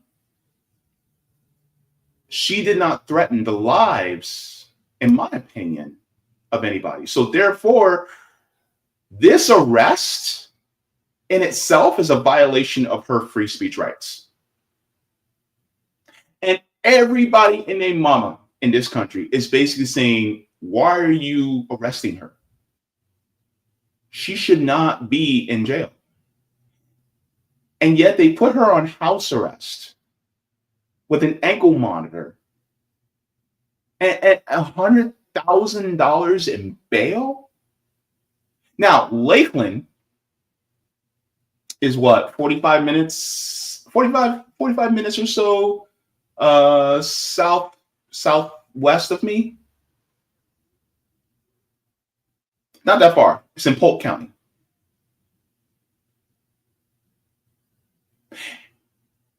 Ron DeSantis, the fact that you didn't speak out for this woman shows how fascistic you really are, because you are never, ever, ever for free speech. Ever. Where's Ron? Where's Ronnie? Here, Ronnie. Ronnie, come here, boy. Aren't you going to protect free speech rights? Let her be a Trump supporter. Ronnie will come out. Hey, we can't do that. But he's for the corporations. This is why he's silent.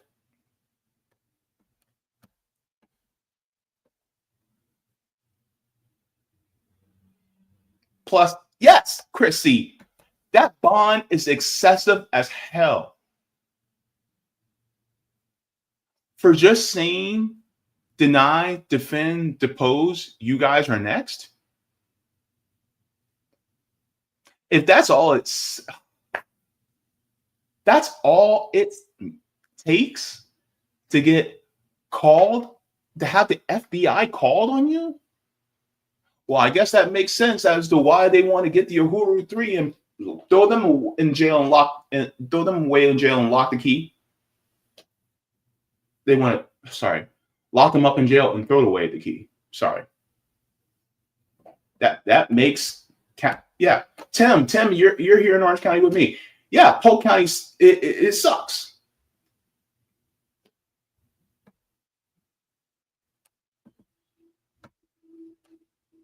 This is part of class war. Zoya says there's no credible threat or reasonable assumption of a means to carry it out. You can express general anger, which she clarified meant karma is protected speech, elite overtly protecting capital. Thank you. Thank you. That's exactly what it is. Let's continue, because I'm gonna be honest with you. This chief, Mr. Taylor, you know you're wrong. You know you're wrong for this. You know this is protected speech, and yet you yourself are going against the Constitution. Take this very seriously, and we will put you in jail if you do something like this. It is not a joke. According to Boston's affidavit, the mother of 3 told police she did not own firearms and was not a danger to anyone. But she added, healthcare companies played games and deserved karma because they are evil. Similar to the accused shooter in Manhattan, Boston is getting support online from people who say that she was just sharing her opinion and should be protected by the First Amendment, but police do not see it that way. She's facing a second-degree felony of written threat to kill or injure, conduct a mass shooting, or an act of terrorism, a serious charge that she could end up in prison for 15 years. 15 years. The elites are behind this, and they are trying to make an example of Brianna Boston. They're saying if you step out of line and try to circumvent this system that we use to exploit you, then guess what? We're going to put you in prison for even expressing your First Amendment right. She doesn't even own a firearm. And by the way, you don't need a license, and you can conceal carry in Florida, by the way. Legally. It's legal. And yet, Ron DeSantis, I'm going to keep bringing this up. Ron DeSantis is like, oh, well, we have free speech here in Florida, blah, blah, blah, blah, blah. Well, I guess we don't. And Ron DeSantis is quieter than a church mouse.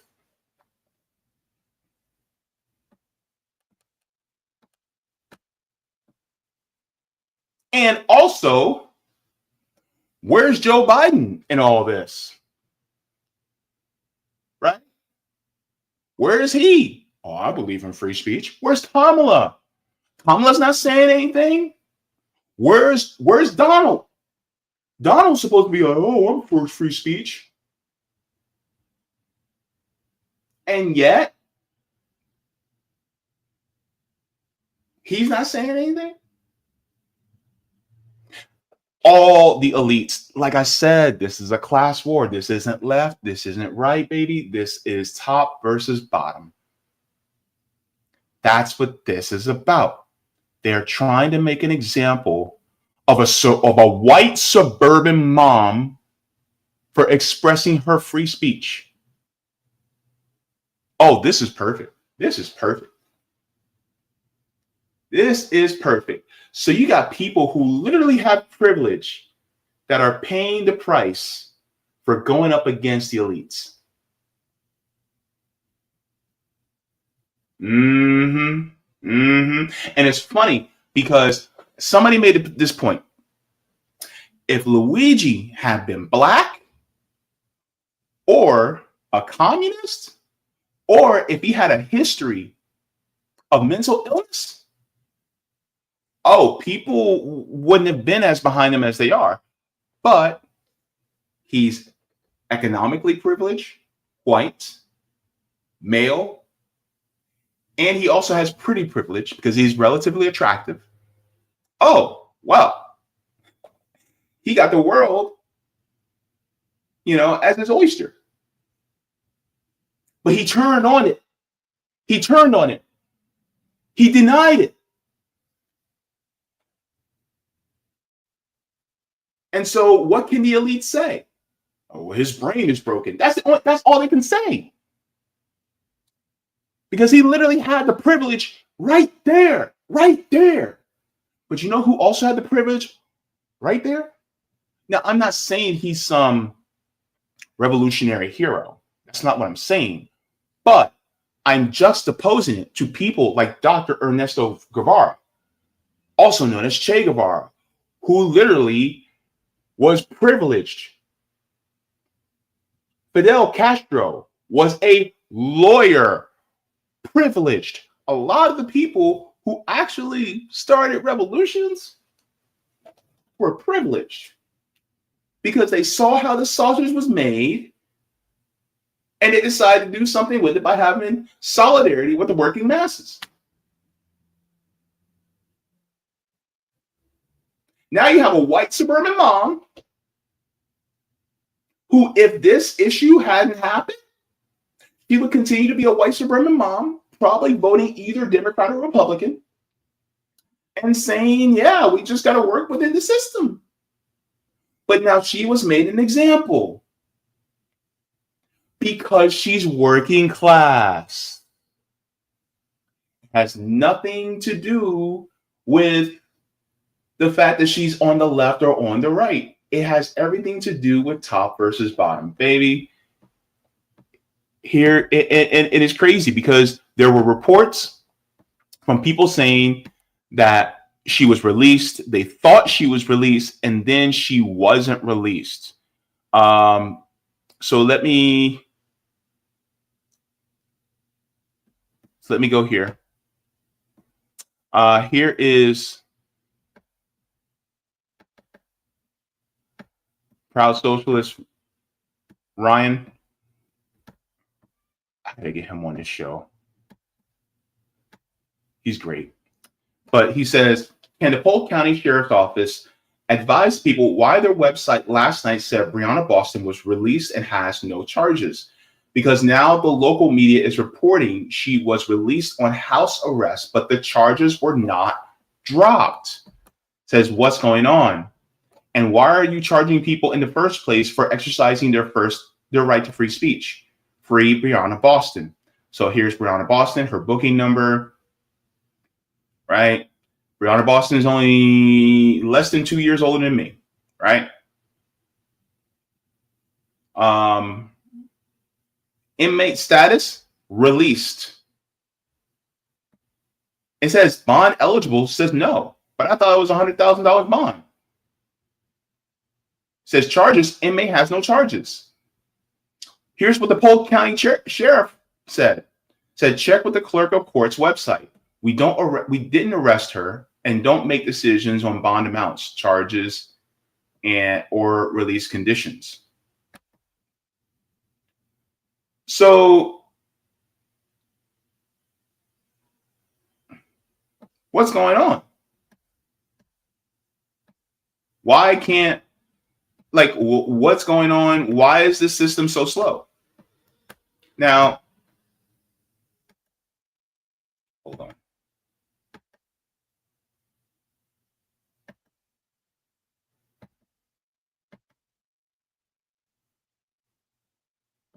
So let me go here.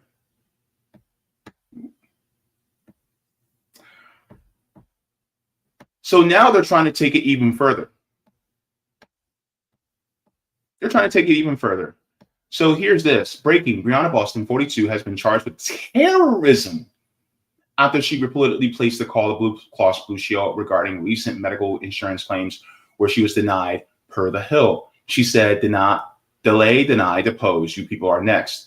A judge set her bond at $100,000, stating, I do find that the bond of $100,000 is appropriate considering the status of our country at this point. This white suburban mom, they are charging with terrorism.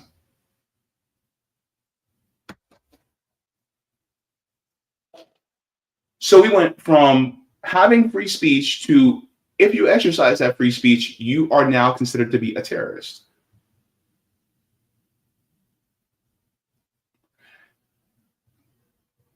This is the class war.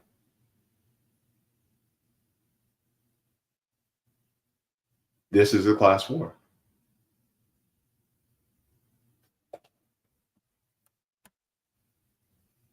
By the way, on Monday, the Uhuru 3 also go through sentencing just for simply speaking out against the American empire.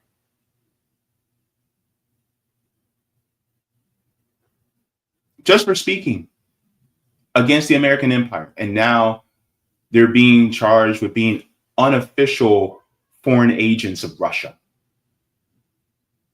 for speaking out against the American empire. This is the free speech issue that we keep talking about. This is why we say things like free Mumia Abu-Jamal, free Leonard Peltier, right? This is why we keep talking about it, because free speech is on, it has been on the line for decades. Decades. It was not just Julian Assange.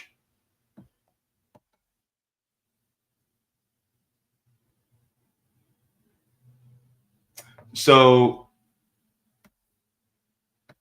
this is wicked. This is wicked. I'm telling you. And there are so many people that are going, you know, and look, I'm going to be honest with you. They are going,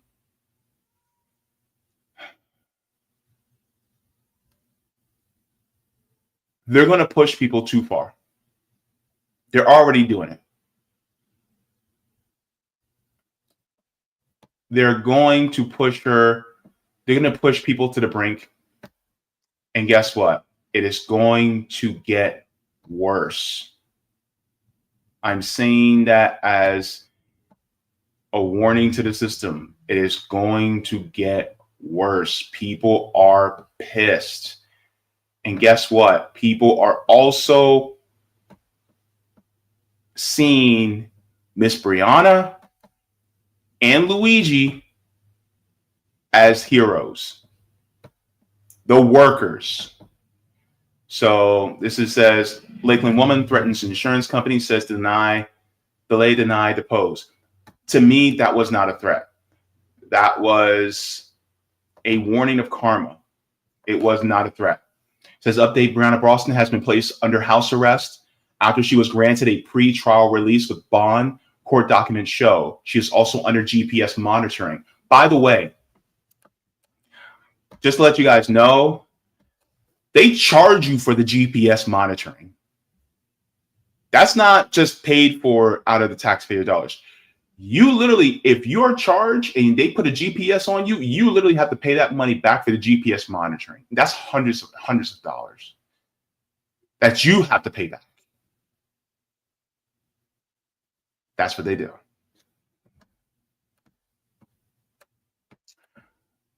It says her house arrest allows for various conditions such as once a week shopping and the ability to attend medical appointments, church, and work.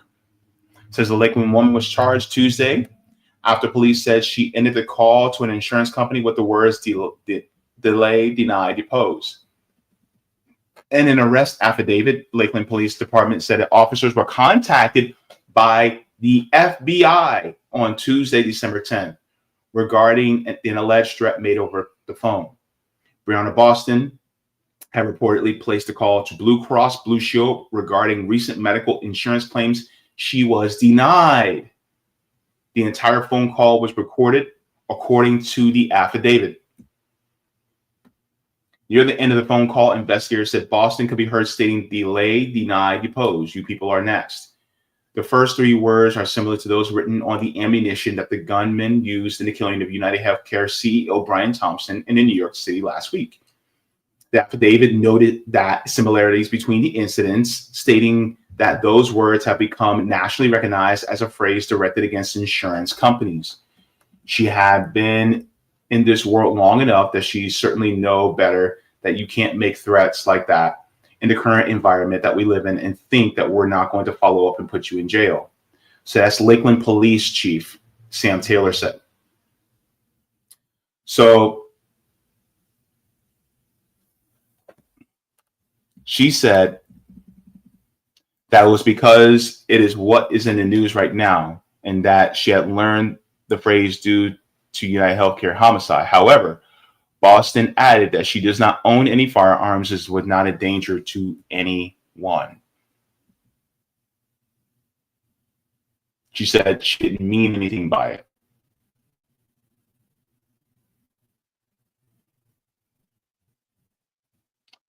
Based on Boston's statements, investigators said they believe that she meant to threaten the insurance company by using United Healthcare CEO homicide to her advantage.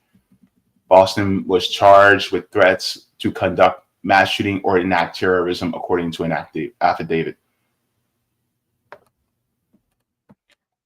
Even though she doesn't even own a firearm.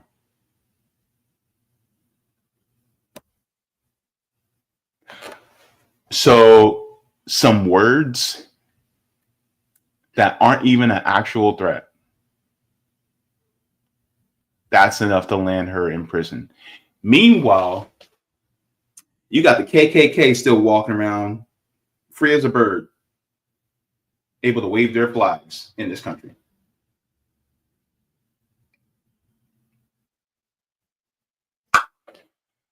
My God.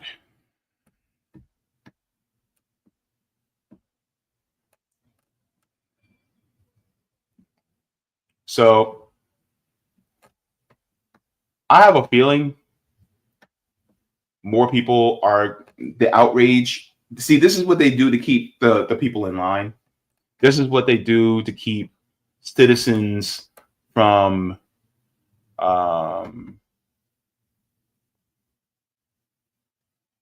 sharing how upset they are. But I'm going to tell you right now,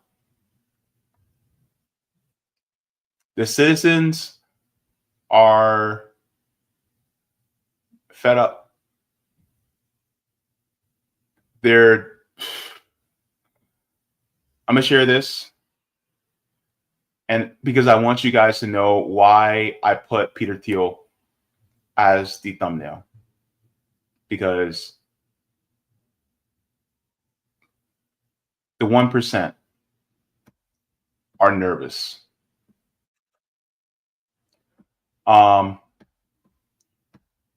I'm going to keep this muted up until a certain point, just so that I don't get copyright claim for the music. But I want to share this. This is at a concert recently. They're showing pictures of Luigi at a concert. Look at this. The DJ's playing with Luigi in the background.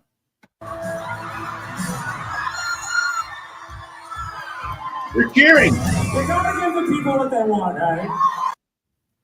They're cheering for him.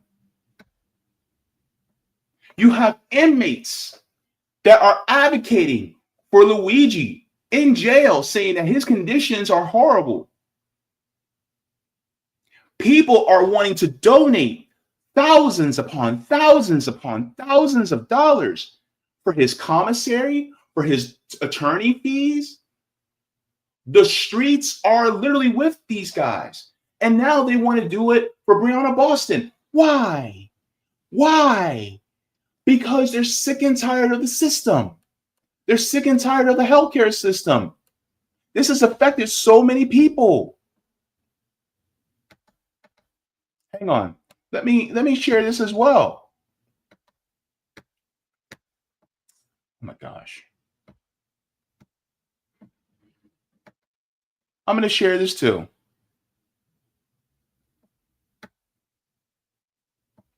Because Sean Morrow was recently on MSNBC speaking with Joy Reid.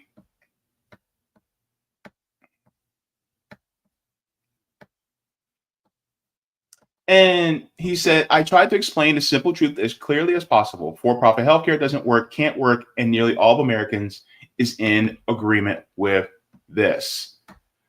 Let's go. The idea of unnecessary care. If you need anti-nausea medication because you can't keep food down, that seems to me to be necessary care, but they're still saying no in cases like that. These gentlemen have something called fiduciary responsibility. That means they have to, of course, return as much money to their shareholders as possible. That's their legal responsibility, just like as journalists, your responsibility or my responsibility is to tell the truth and inform people. So if people are paying them a premium to pay for their insurance, and in exchange for that premium, they're getting care, the company is going to make the most money for shareholders by providing the least care. So like I said, CEOs have a fiduciary responsibility to their shareholders. That fiduciary responsibility is actually the law of the land. You cannot not make profits for your shareholders if you're the CEO. That is against the law. This is why we say that the issue is systemic. You cannot do this through individual means. You have to change the system. And this is why we talk about the system all the time, because it's literally enshrined into law that you have a fiduciary responsibility to your shareholders, meaning that the only way to increase profits for your shareholders as a private insurance company is to deny care, which means it's a systemic problem. And if you don't, that means you're disobeying the law. It's not just a policy, it's a law. To them, it makes a lot of sense to determine things that are unnecessary. And there seems to be some callousness. ProPublica did release and leak some video of a couple of nurses or people who work for United Healthcare sort of laughing about denying care. I mean, there's a callousness to the industry as a whole. I take it is not like this in other countries. Yeah, it's not like this in other countries because this industry doesn't really exist, which is, I believe, a positive. Profit is not tied to healthcare. The quality of care you receive is not tied to how much an executive gets paid or how much money they're returning to shareholders. It's just based on what you need and what will make you healthy again. If Medicare and Medicaid are ultimately privatized or TRICARE is privatized, how much will United Healthcare benefit from that? United Healthcare would benefit quite a bit. United Healthcare is already in Medicare privatization with Medicare Advantage, which is when they convince the elderly with predatory, dishonest advertisements that this private plan is better to replace the public plan. And that ends up ripping off the taxpayer. The taxpayer pays hundreds to thousands of dollars more per patient than they would on original Medicare, and it hurts the patient. People aren't getting as good care on these privatized plans that the incoming administration wants to try to switch more and more plans to. And by the way, just to let you guys know, I get tons of calls from people trying to get me to switch from Medicare to Medicare Advantage. I get them all the time. How many did I get any today? I probably got a couple today.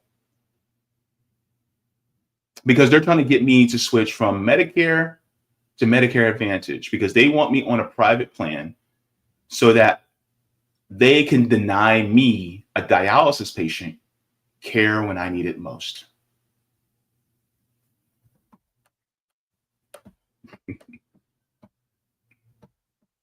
And the idea of what they claim they're doing is efficiency, but consolidation is supposed to deliver efficiency. I take it does not. I mean, it delivers efficiency, but their definition of efficiency is returning as much value to their investors as possible. There you go. Sean Morrow, a great journalist. I hope you will come back often. Thank you.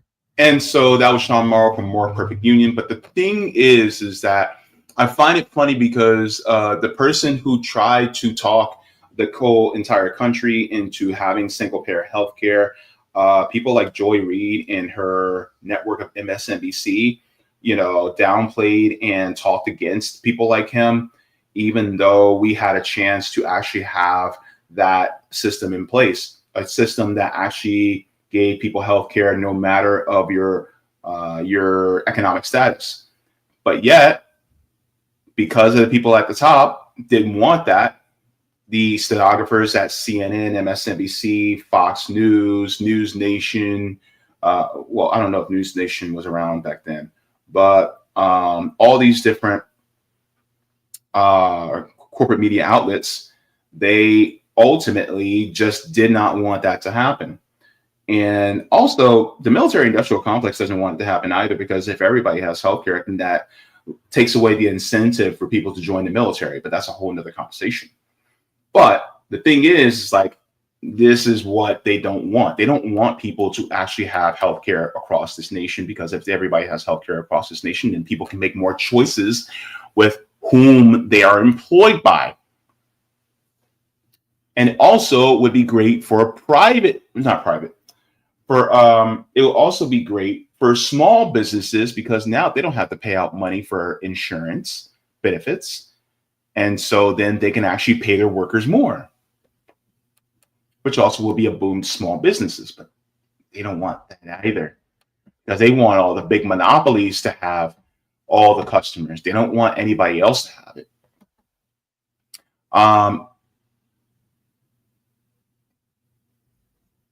Let me share this as well. You see.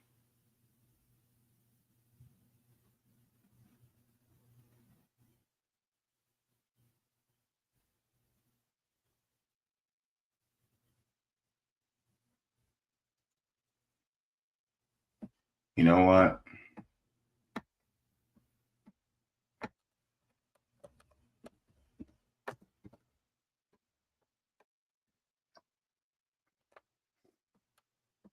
I thought I saved this.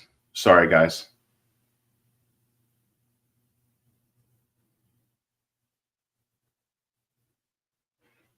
Yeah. See, this, I wanted to see this one where, here it is. Thank you, Carl Ja. Peter Thiel is nervous because he's one of the elites, right? And I wanted to get to this because this is why they arrested Brianna Boston, because they're scared. Let me share this with y'all. This, I don't fault you if you laugh. Let's go. And to those who think this shooter is a hero because he did it because he said this healthcare executive was presiding over a healthcare system which kills thousands of Americans by denying them cover, what would you say to them?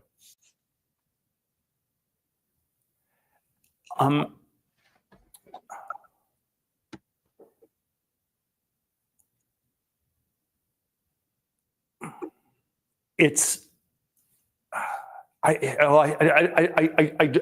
don't know what to say. I still think you should try to make an argument, and I think this is you should, you know, there may be things wrong with our healthcare system, but you have to make an argument, and you have to try to find a way to convince people and change it by that. And this is, you know, this is not going to work. And, I don't know. Yeah. It's yeah. I mean, there are all sorts of things one could say about it, but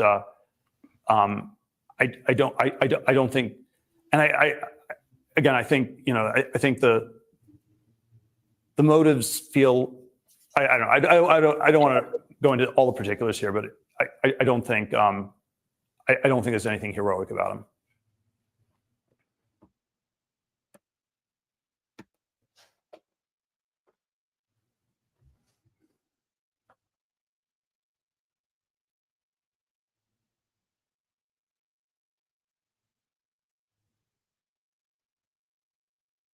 So yeah, that went well.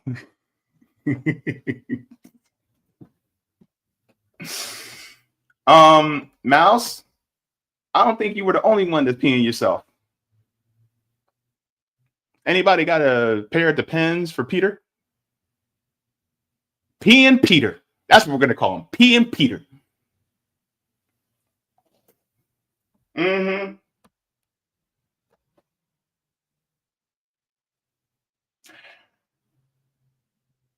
He's seen widely it's not just the left. It's all the workers. And here's the point I wanted to make, because somebody said something earlier. Chris C said, they are afraid since the other big corporations are increasing their security. BlackRock, for one, is hiring more executive protection. Let me put this warning out to the 1%. You guys, if you don't get your shit together, like Whoopi said in Ghost, Molly, you in danger, girl. Here's why. Because if the workers continue to suffer because of you wanting to seek and get more profits, you are around workers all the time. Your drivers, your security detail, the people who clean your homes, the people who watch your children, the people who get your coffee, your assistants, your secretaries, the people who work, who clean your offices, the security guards in your offices.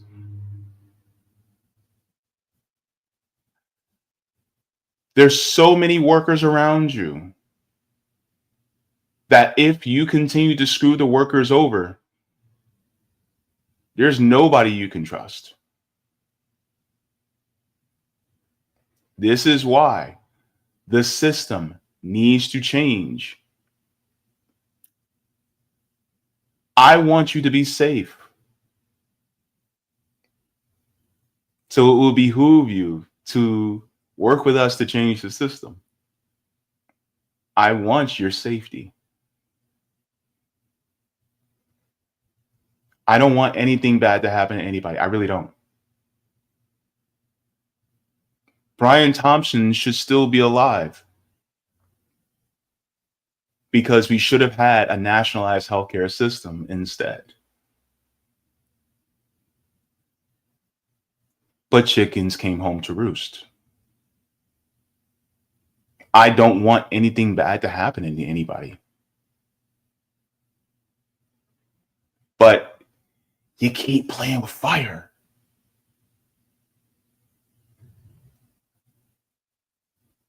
You guys need to, for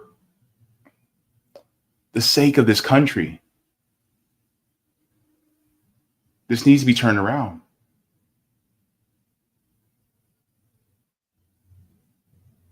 Because not only are other people being harmed, but it's now causing you to harm other people. Now you have a mother in Lakeland, Florida, under house arrest, facing 15 years in prison because of her frustration for the policies that you allow.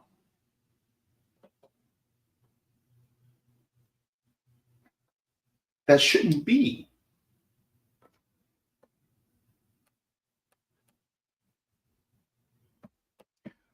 I want to share this as well because Peter Thiel is nervous because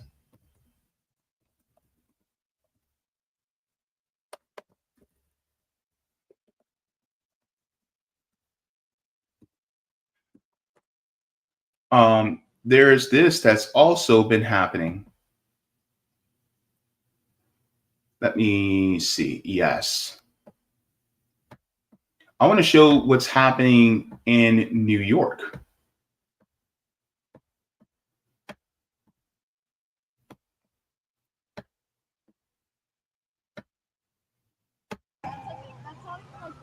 Do you see this? Do you see this? Deny, defend, oppose at the bottom of it?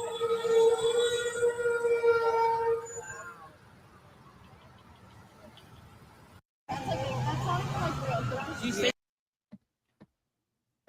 Somebody put up wanted posters of CEOs in New York. I can't tell you how many videos on TikTok of people pointing out CEOs, who they are, their name, their position, everywhere.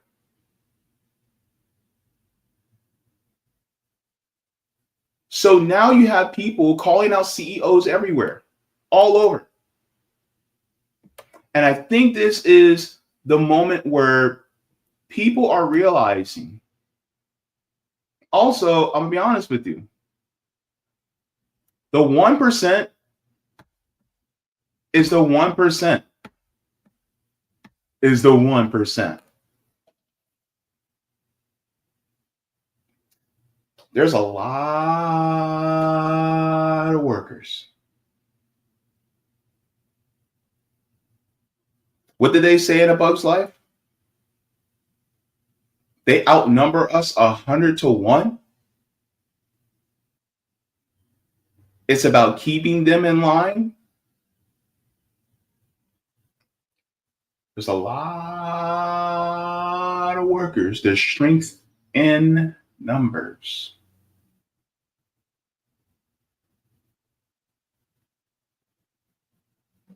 What I'm saying is we can save ourselves by coming together collectively.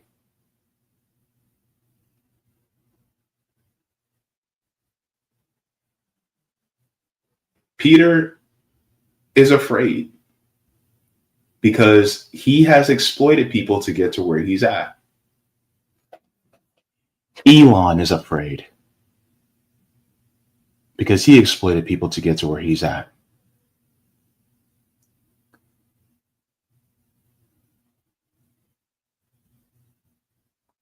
Jeff Bezos is afraid because he exploited people to get to where he's at. Oprah, I'm sure she's been pretty quiet. She's been pretty quiet. Tyler Perry has been pretty quiet too.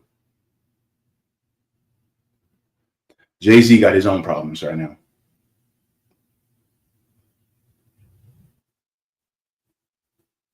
The Koch brothers. I haven't heard Donald Trump talk about this issue at all. You know why? Because he's in the billionaire club. So, with that being said, I talked long enough. There's a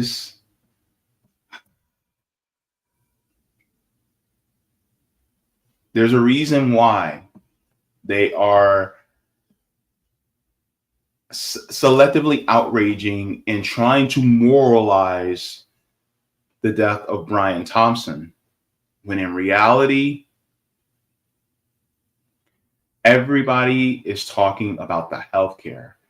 And once we start talking about the healthcare, then we start talking about everything else. But remember what I said earlier, health is wealth. And if they are denying you your health, well, that means they're denying you life, liberty, and the pursuit of happiness. What kind of world do you want to live in? One that is dominated by corporate owning our government and running our government, or workers owning and running our government? Which one do you want? There's a lot. There's a lot of information that I wanted to get into, but I'm not going to be able to get into. But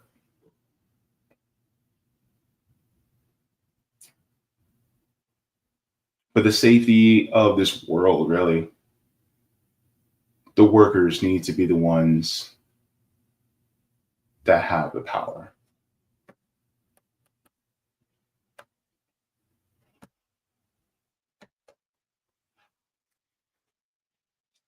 Go ahead and give a like to the stream. Thank you so very much. I appreciate all of the love. Did you guys take the poll? I'm going to check out the poll. If you guys haven't taken the poll, go ahead and take the poll right now.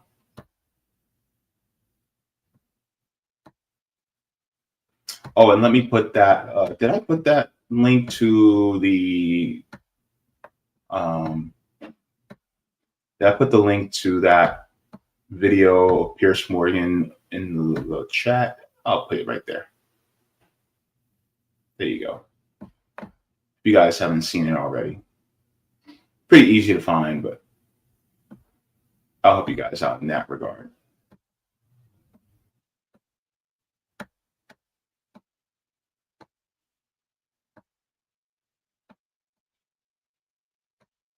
Let me make sure I get it on the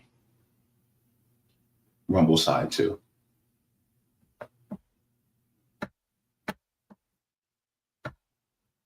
All right, there we go. It's on the Rumble side.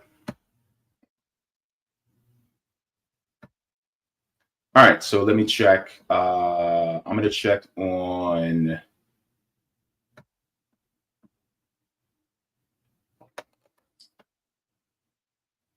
boom, boom. Okay, so let me check on this. Let's take a look. So out of 116 votes, do you think the 1% have much to be afraid of? 66% said yes. 16% said no, and 18% said not sure, James. So 2/3 of you think that Peter Thiel has a right to be afraid. I'm telling you, man, chicken's coming home to roost.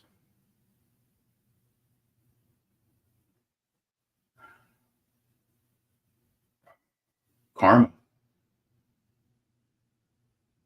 I'm telling you, it's crazy. Oh, can I read my my Substack article? It's really short. I'm gonna read my Substack article to you guys, and if you guys want to have it to share, you guys can have it to share as well. But I wrote this article, and I think I did all right. This is an article that I wrote, and I'll put the link to the Substack article in the chat for you guys if you guys want to have it as well. And then I'll get to the chat. Oop, me. All right, guys. Let's go to the article. It's entitled "The Selective Outrage Around Healthcare." I made this 2 days ago. It says, I noticed how Piers Morgan and two of his guests were outraged at the death of Brian Thompson, even though he's an agent of the system that oversaw the deaths of thousands of Americans. But would they be okay with the death of Putin or Assad, even though they're heads of systems as well? Brian Thompson contributed to the deaths of thousands of innocent people, just like when we say George W. Bush murdered over 1 million Iraqis. Bush may have not directly killed them, but he gave the orders. Whether it's murder via gun or pen, murder is still murder. Brian Thompson is no different. That's Brian Thompson. They're fine with systemic state violence, but when the people want to end the violence by the state and desperately take matters into their own hands, they're baffled. It's only okay if they go through the proper channels, even though those proper channels keep a violent and exploitative system in place. Brian Thompson oversaw the deaths of a myriad of people compared to Luigi Mangione. Luigi was a privileged kid who saw how the sausage was made and couldn't stand it. So how do you think those of us who are poor and or marginalized feel? They have no right to say anything about promotion of violence when every single year, millions of Americans sit around the table and celebrate a lie told with turkey. This nation committed a genocide of millions of Native Americans, but will believe the lie because we don't want to accept the truth that is what has happened and reconcile that truth. This is who we are. That's Luigi Mangione. Here's the point. Many of these media outlets and politicians are to blame. Why? Because Brian Thompson would still be alive if we had a single payer healthcare or nationalized healthcare system. Keeping for-profit healthcare in place is dangerous for the working class, but surprise, it's now dangerous for the 1% as well. If you push people too far, they will take drastic action, and it will keep happening as long as the system is in place. The greed of the wealthy will cause them to choke on their aspirations.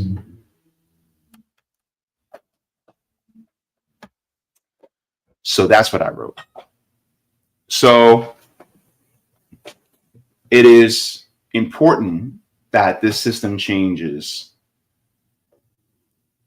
because I don't want to see people suffer any more than they have. Suffering needs to stop. Let's go to the rest of the chat.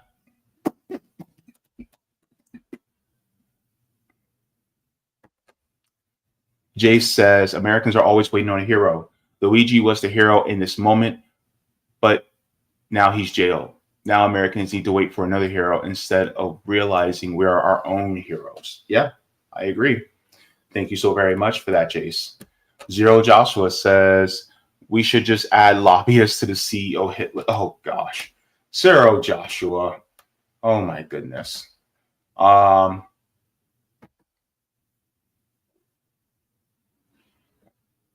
Chrissy, you say he's sweating.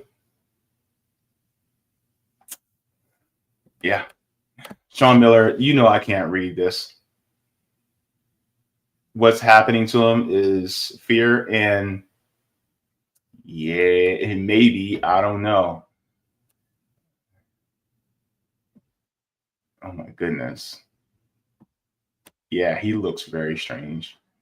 Dana Fairbanks says this looks like the scanner's head exploded.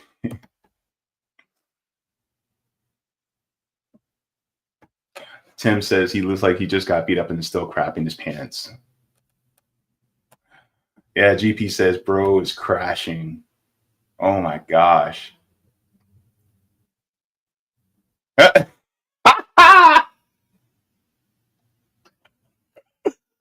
Lauren says, damn, he's shinier than Jermaine Jackson in a sauna.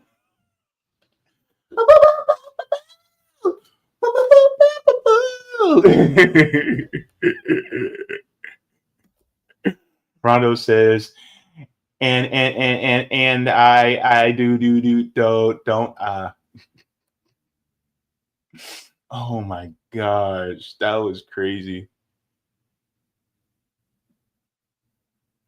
Creative Experiment says, haha, he just said try harder and convince us rich people that private healthcare is bad. Yeah. Cobra Commander said he has sweat coming out of his eyes. Look, you know what this reminds me of? Have you guys ever seen Fifth Element? Where I guess the evil that oh my god,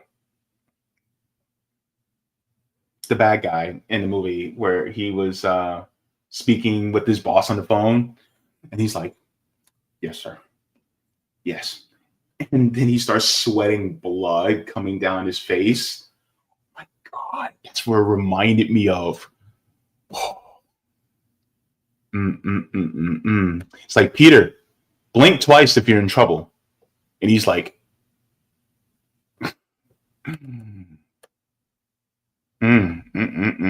It's crazy, man.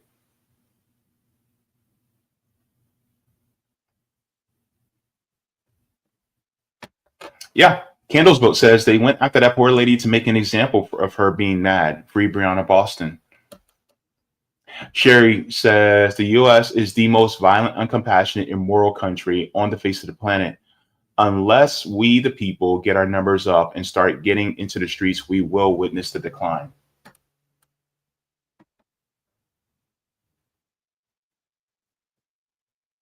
Bender says that's cool AF.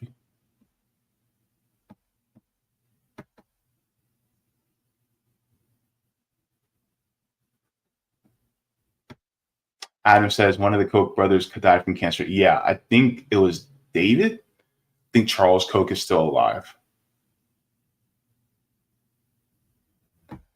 Bender says Luigi should have brought a change of clothes and swapped clothes in a public restroom. I honestly don't even know if that's actually Luigi. There's so much. In fact, there's so much inconsistencies. Some people are still saying that they don't think that actually that was Luigi. That actually did what happened. Some people are saying that it's like, nah, I don't believe it. Part of me still doesn't believe this actually Luigi. In fact, let me share this because I honestly forget. This is going to be interesting. This video is a little bit lengthy, but I think it deserves to be played because this is about this guy, and I think I might be onto something, and I really don't think I'm that crazy on this one. So I was taking like a ton of notes on all of this stuff that's been going on and everything that's been said, every instance that he's been seen, that I have seen so far, and everything that he has said in every instance where something is said in general. I'm just going to go through this like I just went through it with my fiance, right? So he had a roommate that was with him in the co-living space called Surf Break Co-Living. He started a book club there while in Hawaii. This is all in Hawaii. His classmate was R.J. Martin, and that was the former roommate. All of his classmates were stunned and said that they thought he was the last person that you would think to do something like this. The McDonald's worker also might not get the money for this because they called 911 instead of the actual hotline. That's a bonus part here. Call was made at 9:14 a.m. He gave them a fake New Jersey ID and arrested for a forgery charge. Not for the actual charges, but a forgery charge. When he is exiting the car of the police station, you can hear him say, completely out of touch and an insult to the intelligence of the American people. But then it's kind of hard to hear because he goes down a hallway. But not only that, on MSNBC, they actually cut part of the video right at the very beginning. As I'm editing this video, I'll tell you which video. After he left the courtroom, he was absolutely silent. Not a word. As he was getting into the vehicle, people were yelling to him, asking him things. Before he had so much to say, but then he was absolutely silent after meeting with his lawyer. It is also worth noting that when they arrested him, from what I understand, they found the 3D printed pew at his residence, not on his person. But that part was kind of unclear, and I'll get into how that ties into the end part of this in a minute. His family donated millions to healthcare. He was also the heir to a real estate empire. When he was at Gilman School, he was the valedictorian at that school. So a grade A student who would never seem to be someone like this at all. His lawyer is... So just as an aside, Brian Thompson, the CEO, was also a valedictorian. 2 valedictorians. Can't make this up, people. Is quoted in saying on video he will not plead guilty to these charges. Somebody else pointed this out, but I wanted to make it a point here. There are only 3 ways to get out of jail in Monopoly: rolling doubles, a get out of jail free card, or paying a fine. Luigi comes from a very rich family. They had the money to pay for a really good lawyer. A lawyer that is quoted in saying there is no evidence to suggest that Luigi is the pewer. He also hasn't said a word about why he was in New York, how he got to Pennsylvania, which leads me to believe that he might not even be connected at all. Which brings me to the next part. What if this guy is who the adjuster wanted us to find? He had a back injury, and it was shown that he got surgery and there was metals, plates, and stuff put into his back. Yes, he was a part of the medical system, but he also probably would have been under his parents' insurance at that point. So it really wouldn't have been out of his pocket, it'd be out of his parents' pocket. I'm also pulling these things from Daily Mail and MSNBC and just taking notes about what's been said and what is shown and everything else. His family donated millions to the healthcare system. Was the adjuster saying that his family fed the monopoly? Was the adjuster saying that he has a get out of jail free card and referencing that people with money can just pay the fines? So just as also an aside, it has also been, I'm not sure how true this is, but there was being said that his mother also had, I think it was neuropathy. And so the pains that she was feeling so bad that she would had to crawl on the floor. And the healthcare, I think she had United Healthcare. They were denying her the meds and the procedures to help her. And so he watched his mother be in severe pain for years. And so it was on top of all that and the back issues. And on top of it, now this is also an aside, but he's a 26-year-old, physically fit, good-looking, affluent white male. And if your back is messed up, when it comes to getting some hanky-panky, you can't do it, really. So also that compounded on top of what he saw his mother go through. Think about it. Anyway, let's continue. Anything they do, they can just pay the fines. Now, this is the next part that really shook me. In the interview of the McDonald's with the old man, he is quoted in saying, and you can watch it yourself, he says that he wasn't the one that pointed out that Luigi looked like the guy from New York. It wasn't even the McDonald's worker that said it. It was someone else. Someone else said that he looked like the guy from New York. The drive from New York to Pennsylvania is 9 hours and 8 minutes. He's been missing for a few days now. Of course, a bus would take longer and probably have multiple stops. They claimed at one point that they thought that he hopped on a bus. But what if it was a bait and switch? Because if another person was the one to point out that he looked like the guy from the news, why weren't they the ones to call? Because you and I are all on the same page. If we see the guy that did this, we don't say a word. But the people that would say something would keep all of that money for themselves, not tell somebody else, hey, look, there's a check walking around right there. You should take it instead of me. Humans are greedy. That's all I have right now. But that alone is the part that's shaking me. Who was this other person that pointed it out, and why weren't they the ones to call instead of the McDonald's worker? Why did they point it out instead of the why? There's a huge why there. What I'm thinking is that the adjuster was in that McDonald's. I think he was there, but I think he might have planted the evidence, or that there was never any evidence at all, because I'm pretty sure from the news article, tying back into what I said further, and from the video of the news, or the news report, or whatever you want to call it, I'm pretty sure they were saying that they went to his residence and found these things, that he didn't have them on his person, at least for the 3D printed pew-pew. I don't think it's him. I think the adjuster's still out there. And I think we're going to find the next message very soon.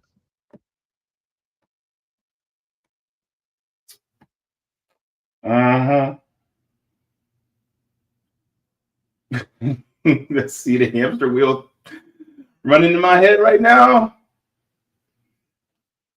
I don't know, man. I don't know. This is all fishy to me.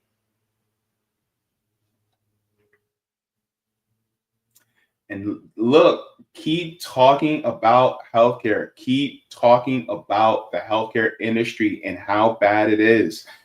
Baby, do not stop.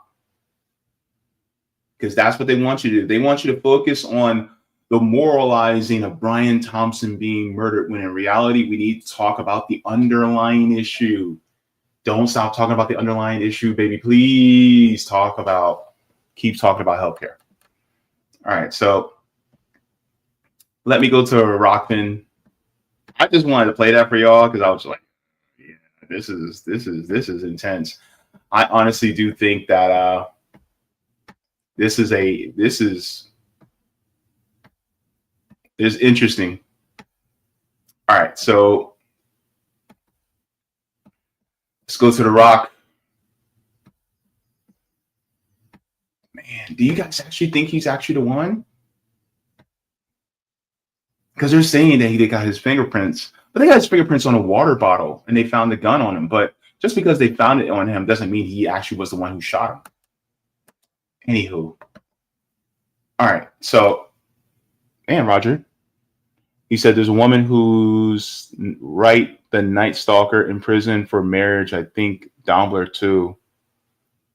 That's from Hemcard. Thank you very much. Roger Meadow says Piers mad because he's not considered hot. Says anywhere, I think this deserves a repost, and place in the YouTube chat. All right, so let me read this real quick, Roger, because this is funny. He's mad because he's not hot. If you believe Daniel Penny was a hero vigilante for deleting Jordan Neely for threatening to delete or bring harm to those on the train, despite never killing anyone, and Daniel being found not guilty was justice served, then Luigi is a hero vigilante as well for deleting Brian Thompson for actually deleting and bringing harm to people with the strike of a pen, stroke of a keyboard, and therefore deserves the same justice that Daniel Penny got. Penny killed one with his arms, and how many did Brian Thompson kill with his fingers? Not to mention the fact that Brian was also a thief for working for a company that takes people's money, yet never deliver deliver for people and their families' time of need. I believe that is called theft of services. So a theft and a murderer, a thief and a murderer. Yet at the end of the day, we all lose because our government refuses to extend what active duty and only active duty members of the military get. So socialized healthcare, aka TRICARE for everyone. It's time that we start pushing citizen ballot initiative amendments for single-payer healthcare to be ratified into state constitutions, and the 17 states that allow for voters to do that to set this off. The rest of the states where voters can't do that, their state legislator will follow. Then eventually the federal government. Thank you very much for that, Roger. Appreciate it very much. But yes, you're absolutely correct in that. Let me continue in the Rockman.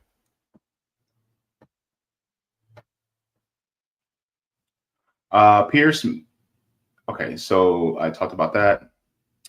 I don't have Facebook anymore, so even when I go to a photo on Facebook, it's going to ask me to sign in Hemcart, and I don't have a Facebook anymore. He said, what are the crimes? So killing people isn't a crime to him if you're Palestinian or without insurance. Yep, basically. Yeah, I got you on there. Roger Pierce, definitely mad. Hemcar says you can't rob a house, get shot, and then cry victim. He says, what company isn't evil? Roger says, 1, if I was Brianna, I would have said, well, absolutely, I'm filled with joy because that's the name I was born with. 2, if I was Brianna, I would have said, oh, my brain is broken. Well, your mama shouldn't be ashamed that your daddy should have pulled out. Shout out to Willie D. Damn, Roger. He said 3, peep game talk shows are pulling by trying to keep you focused on talking about the problem so that you won't take action and actually solve the problem. Not that these corporate news shows are calling me to come on their shows and argue and debate about the point. But if I recall, my answer will always be there's no need for anyone to debate. The polls have concluded our policies are popular. Absolutely. Thank you for the tip on Rockin' Roger. He says, people stop with the demands. We already seen that demands have absolutely no effect on the corporate and ruling class. For what is a demand but arguing from a position of weakness because you are dependent upon someone else to do something for you that you cannot do for yourself. So power is in their hand, and always hold the current ways to hold them to account, which is to elect every 2, 4, or 6 years. This was made apparent to me when we got out of the streets and protested George Floyd, the biggest global protest in history at the time, yet nothing changed. French protesters protested Macron for raising retirement age. They got out in the streets and did their thing, yet Macron did not repeal that. We protested for a year following the October 7th attack, global protests that rivaled George Floyd. Yet not only did nothing change, but shit got worse. It was totally depressing out of saying what Scott Ritter told Sabrina. Palestinians have lost their land. Demands we must leave behind. It is time to start embracing the willingness to leverage your power through direct democracy. That person you responded to, Comrade Ohio, well, is Comrade Ohio willing to run this as an initiative, not as initiative law, but as an amendment? This way, if there is to be any changes, that state government, which is to do the amendment or repeal, they must first ask the voters, which they wouldn't have to do if it were ran as a citizen initiative law. Campaign for New York Health came back around to looking to push the New York Health Act, asking me to join in after they had been pushing incrementalism. I told them there's already enough co-sponsors to pass it in both chambers of New York State Legislature. We're going to have to demand till the cows come home. Democrats got veto-proof majority with blue governor. I told if they were to pass it, they would put loopholes in it. Why? It's not because of health insurance companies, but most powerful government unions that are against it, namely the Teachers Union and District Council 37. Municipal union from New York City. Until we can bring all progressive groups and right-wing groups together on getting behind running independent candidates that can force a vote on legislative amendment for us to vote on, that would allow us to place our own amendments on the ballot to ratify into New York State Constitution, then I'm not interested. Sorry. All right. Thank you very much for that, Roger. Yeah. The thing is, like, you're going the most peaceful route until it gets more rowdy. I'll put it that way. That's the last ditch effort I can see. That's like the last ditch effort. Like that in a general strike, that's the last most peaceful efforts. And after that, then I say we just do it on our own. Build dual power and just do it on our own. Start a brand new government already. But here's the issue with that. When it comes to revolution, and I want people to understand this abundantly clear, revolutionaries do not initiate violence. It's when you try to circumvent the system, then the system itself is what initiates the violence. The Black Panthers weren't the ones going out after anybody. They were actually just helping their families and people in the streets. It was the system that didn't want them to do it, so the system got violent first. And that's how it works. That's how it's going to happen. You'll be trying to feed people, clothe people, give people free healthcare, and the next thing you know, guess who's going to try to stop you? The system, the state. And then when you resist peacefully, they will get violent. Look at all of the protests. And so then, what do revolutionaries do?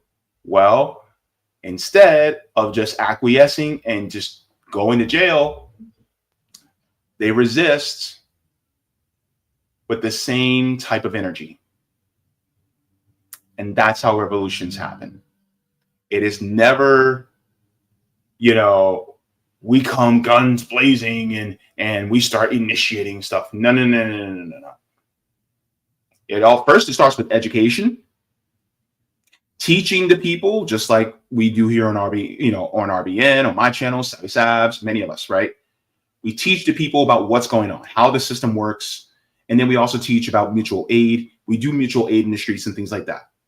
But then the system starts to resist what we're doing for the people to circumvent the system. And then they initiate with violence. That's how it works. And so it's inevitable. It's not going to be something that you can avoid. But we're trying to take the long way around by going through the citizen ballot initiatives, trying to go the long way around by going through doing a general strike. We're trying to avoid any of that. But what happens when all those efforts are exhausted? The system itself is not going to want to lay down. They're going to fight. That's what happens when a revolution happens.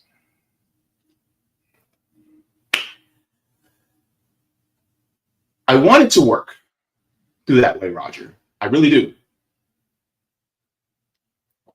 And you have to exhaust all means, all options. So that's one of the last ditch efforts. That's the plan C or the plan D. But when it comes to plan F, that's to find out. Boy, boy, boy. Anyway, let's continue into Cobra Command. I'm not reading that, Cobra. Y'all can read it, but oh gosh, Mouse said Jay-Z got 100 problems, but only 35 of them were minors at the time. Damn, guys. Y'all are vicious. Lawrence said the fringes will always be ready to pounce, but rarely. There are more often than before. It is the extremes who try to copycat and lone wolves.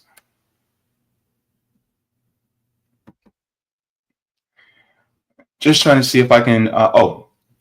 Rondo says there's such a deep level of intrigue with this situation. Who knows what to believe? Yeah, I don't know. I'm curious. I'm gonna keep my eye open on this. Keep my eye open like a cyclops. Let me see. Do all things with love says even on TRICARE, if you need a specialist, there's a whole referral pre-authorization process. Yeah, this is why I want a fully nationalized healthcare system. I want to go even further. I want to go further than Medicare for all, TRICARE for all. I want to go further than that. I want the entire healthcare system to be nationalized. So there is no prior authorization. There is no, oh, you need a referral. No. If it's all under one cohesive system, then you don't have to worry about all that. And then on top of that, you don't have to worry about billing, which also decreases administrative costs and time and bureaucracy. I want it all to be cut. It is the most fiscally responsible and financially efficient way to have healthcare. Savita says the system produces violence and you have to fight back. That is essentially how things are started. Yep.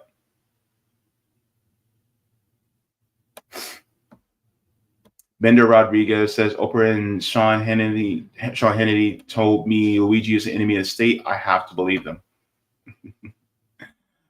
Yeah. Off the chain atheist says those who cannot remember the past are condemned to repeat it. George Satayana, thank you very much for that. That's true. Zoya says the intrigue feels like a distraction. Yeah, I mean, it is maybe a little bit, but at the same time, it keeps us talking about healthcare for the most part. I think it does. And so I hope we keep talking about healthcare.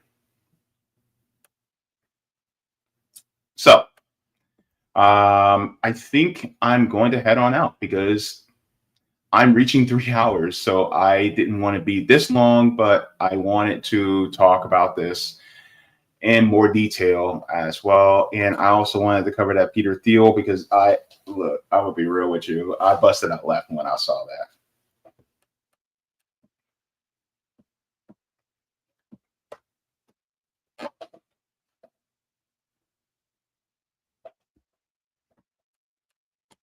Okay.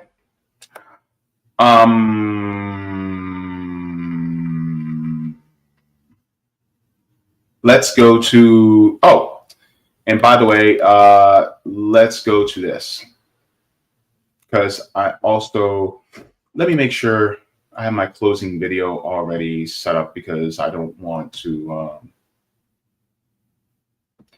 because I have a closing video I'm gonna close out with. I want to make sure that I'm not like struggling to.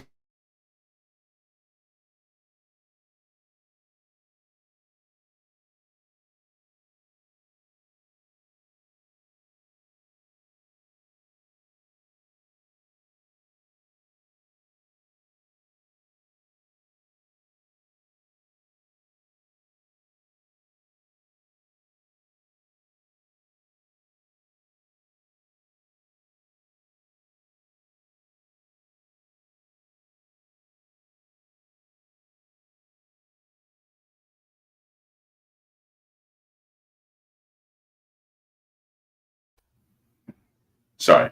Okay, so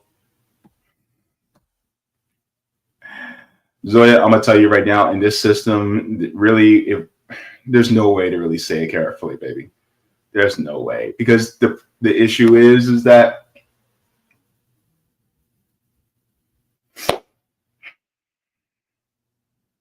do we really have free speech? I talked about Brianna Boston earlier today. It's very, very marginal and relative, but yeah, I get you, sis. I get you. So, with that being said, let's go and thank the patrons on Patreon. But without you guys, I would not be able to do this work. You guys make this absolutely possible. So I just want to thank you guys for keeping the lights on. So here are the patrons. Here are the tiers.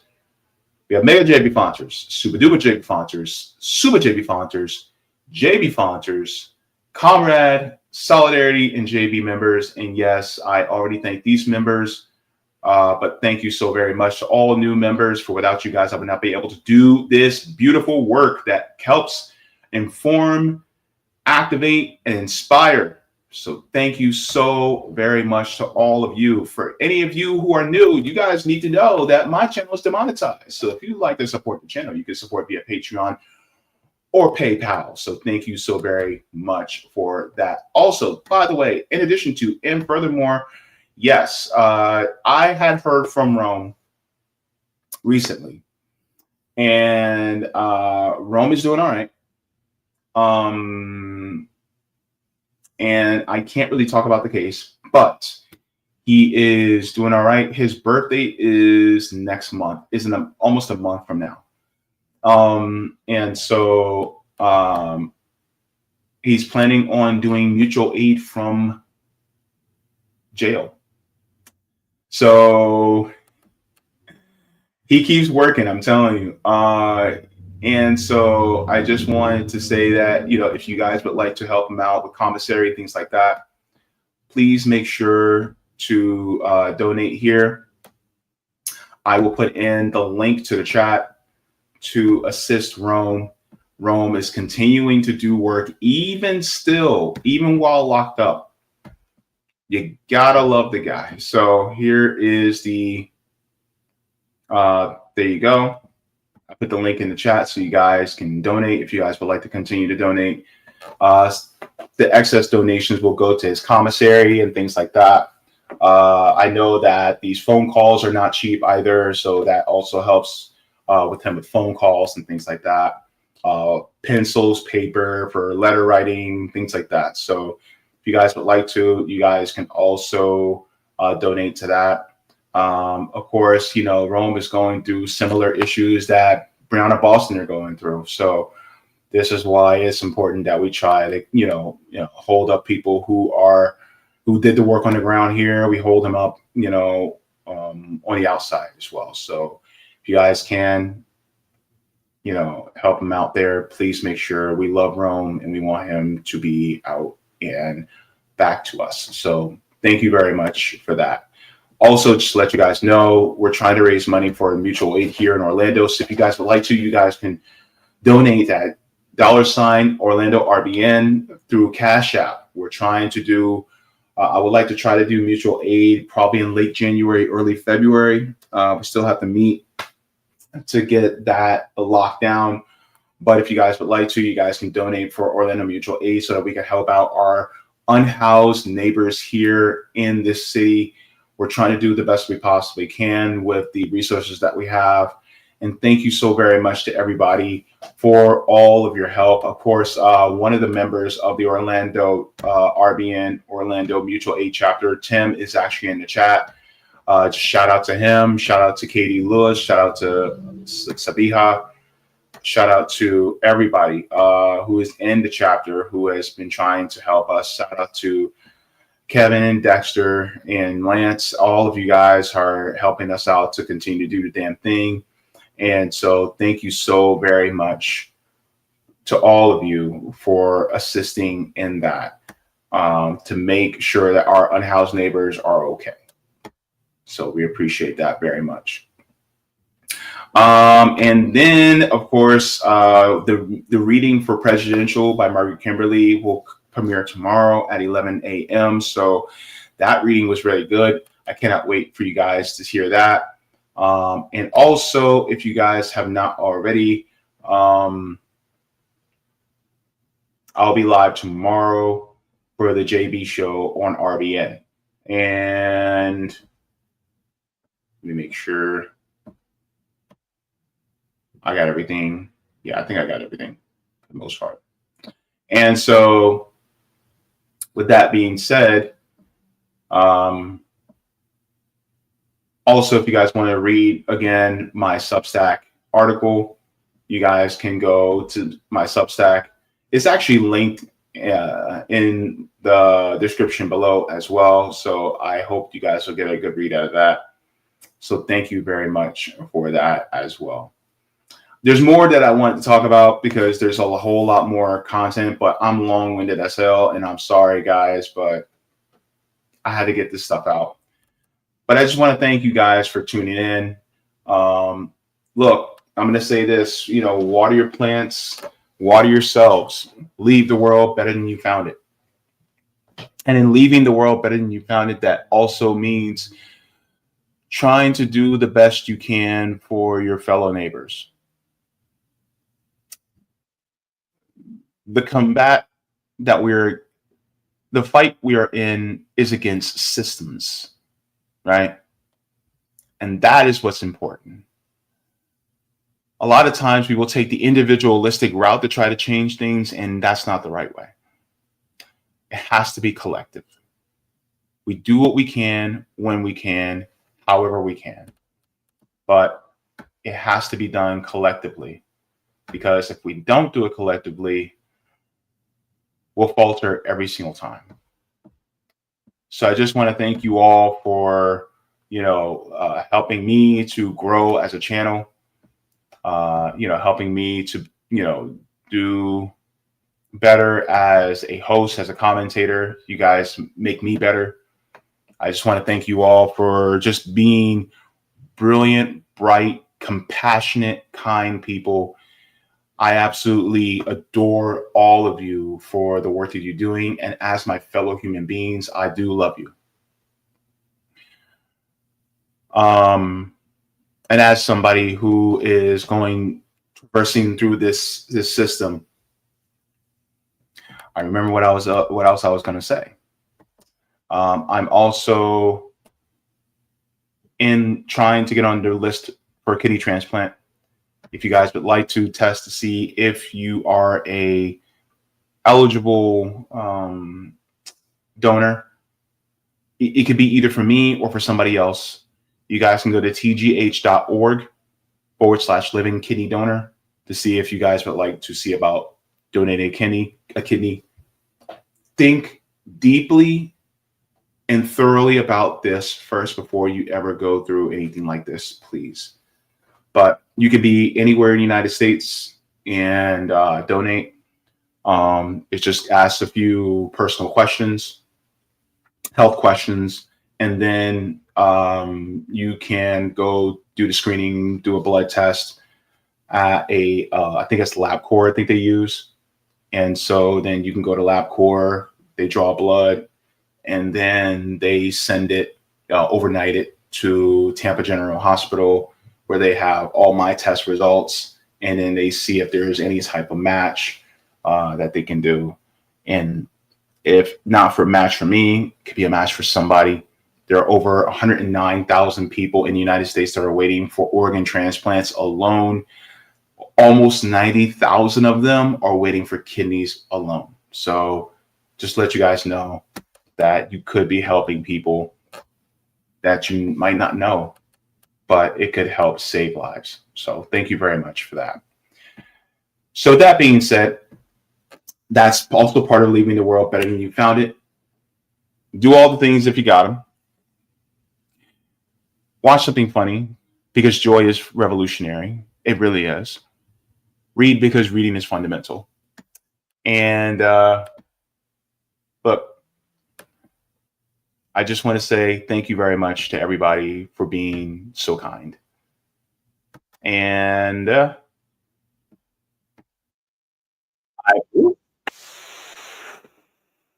hang on. I just want to thank you guys for that. So let me share this, and forehead kisses. I will see you guys in the next one. Have a great day. Wake up, we just lost another family. Wake up, cause we need the world to see. No love, they will never understand us. Too bad, we're just bodies on the screen. Wake up, they don't care about the people. Wake up, they don't care about you too. Oh love, if you're walking with the people, hold on, cause they're coming for you. Wake up, little boy, they don't want you. Wake up, you might threaten their plan. Run, run, no, before they come and find you. Grow up till you're taught to fight back. Thank you so very much for watching my channel, and I deeply appreciate it from the top and bottom of my heart. If you wish to support the channel further, so I can keep bringing you content that is educational and informative, you can become a patron on patreon.com/Jaybefaunt. You can find that link in the pinned comment or in the description below. No matter what you give, you'll be supporting independent media and education that helps make the world better. Thank you so much, and you can watch more of my content here. Mwah. Forehead kisses, and have a beautiful day.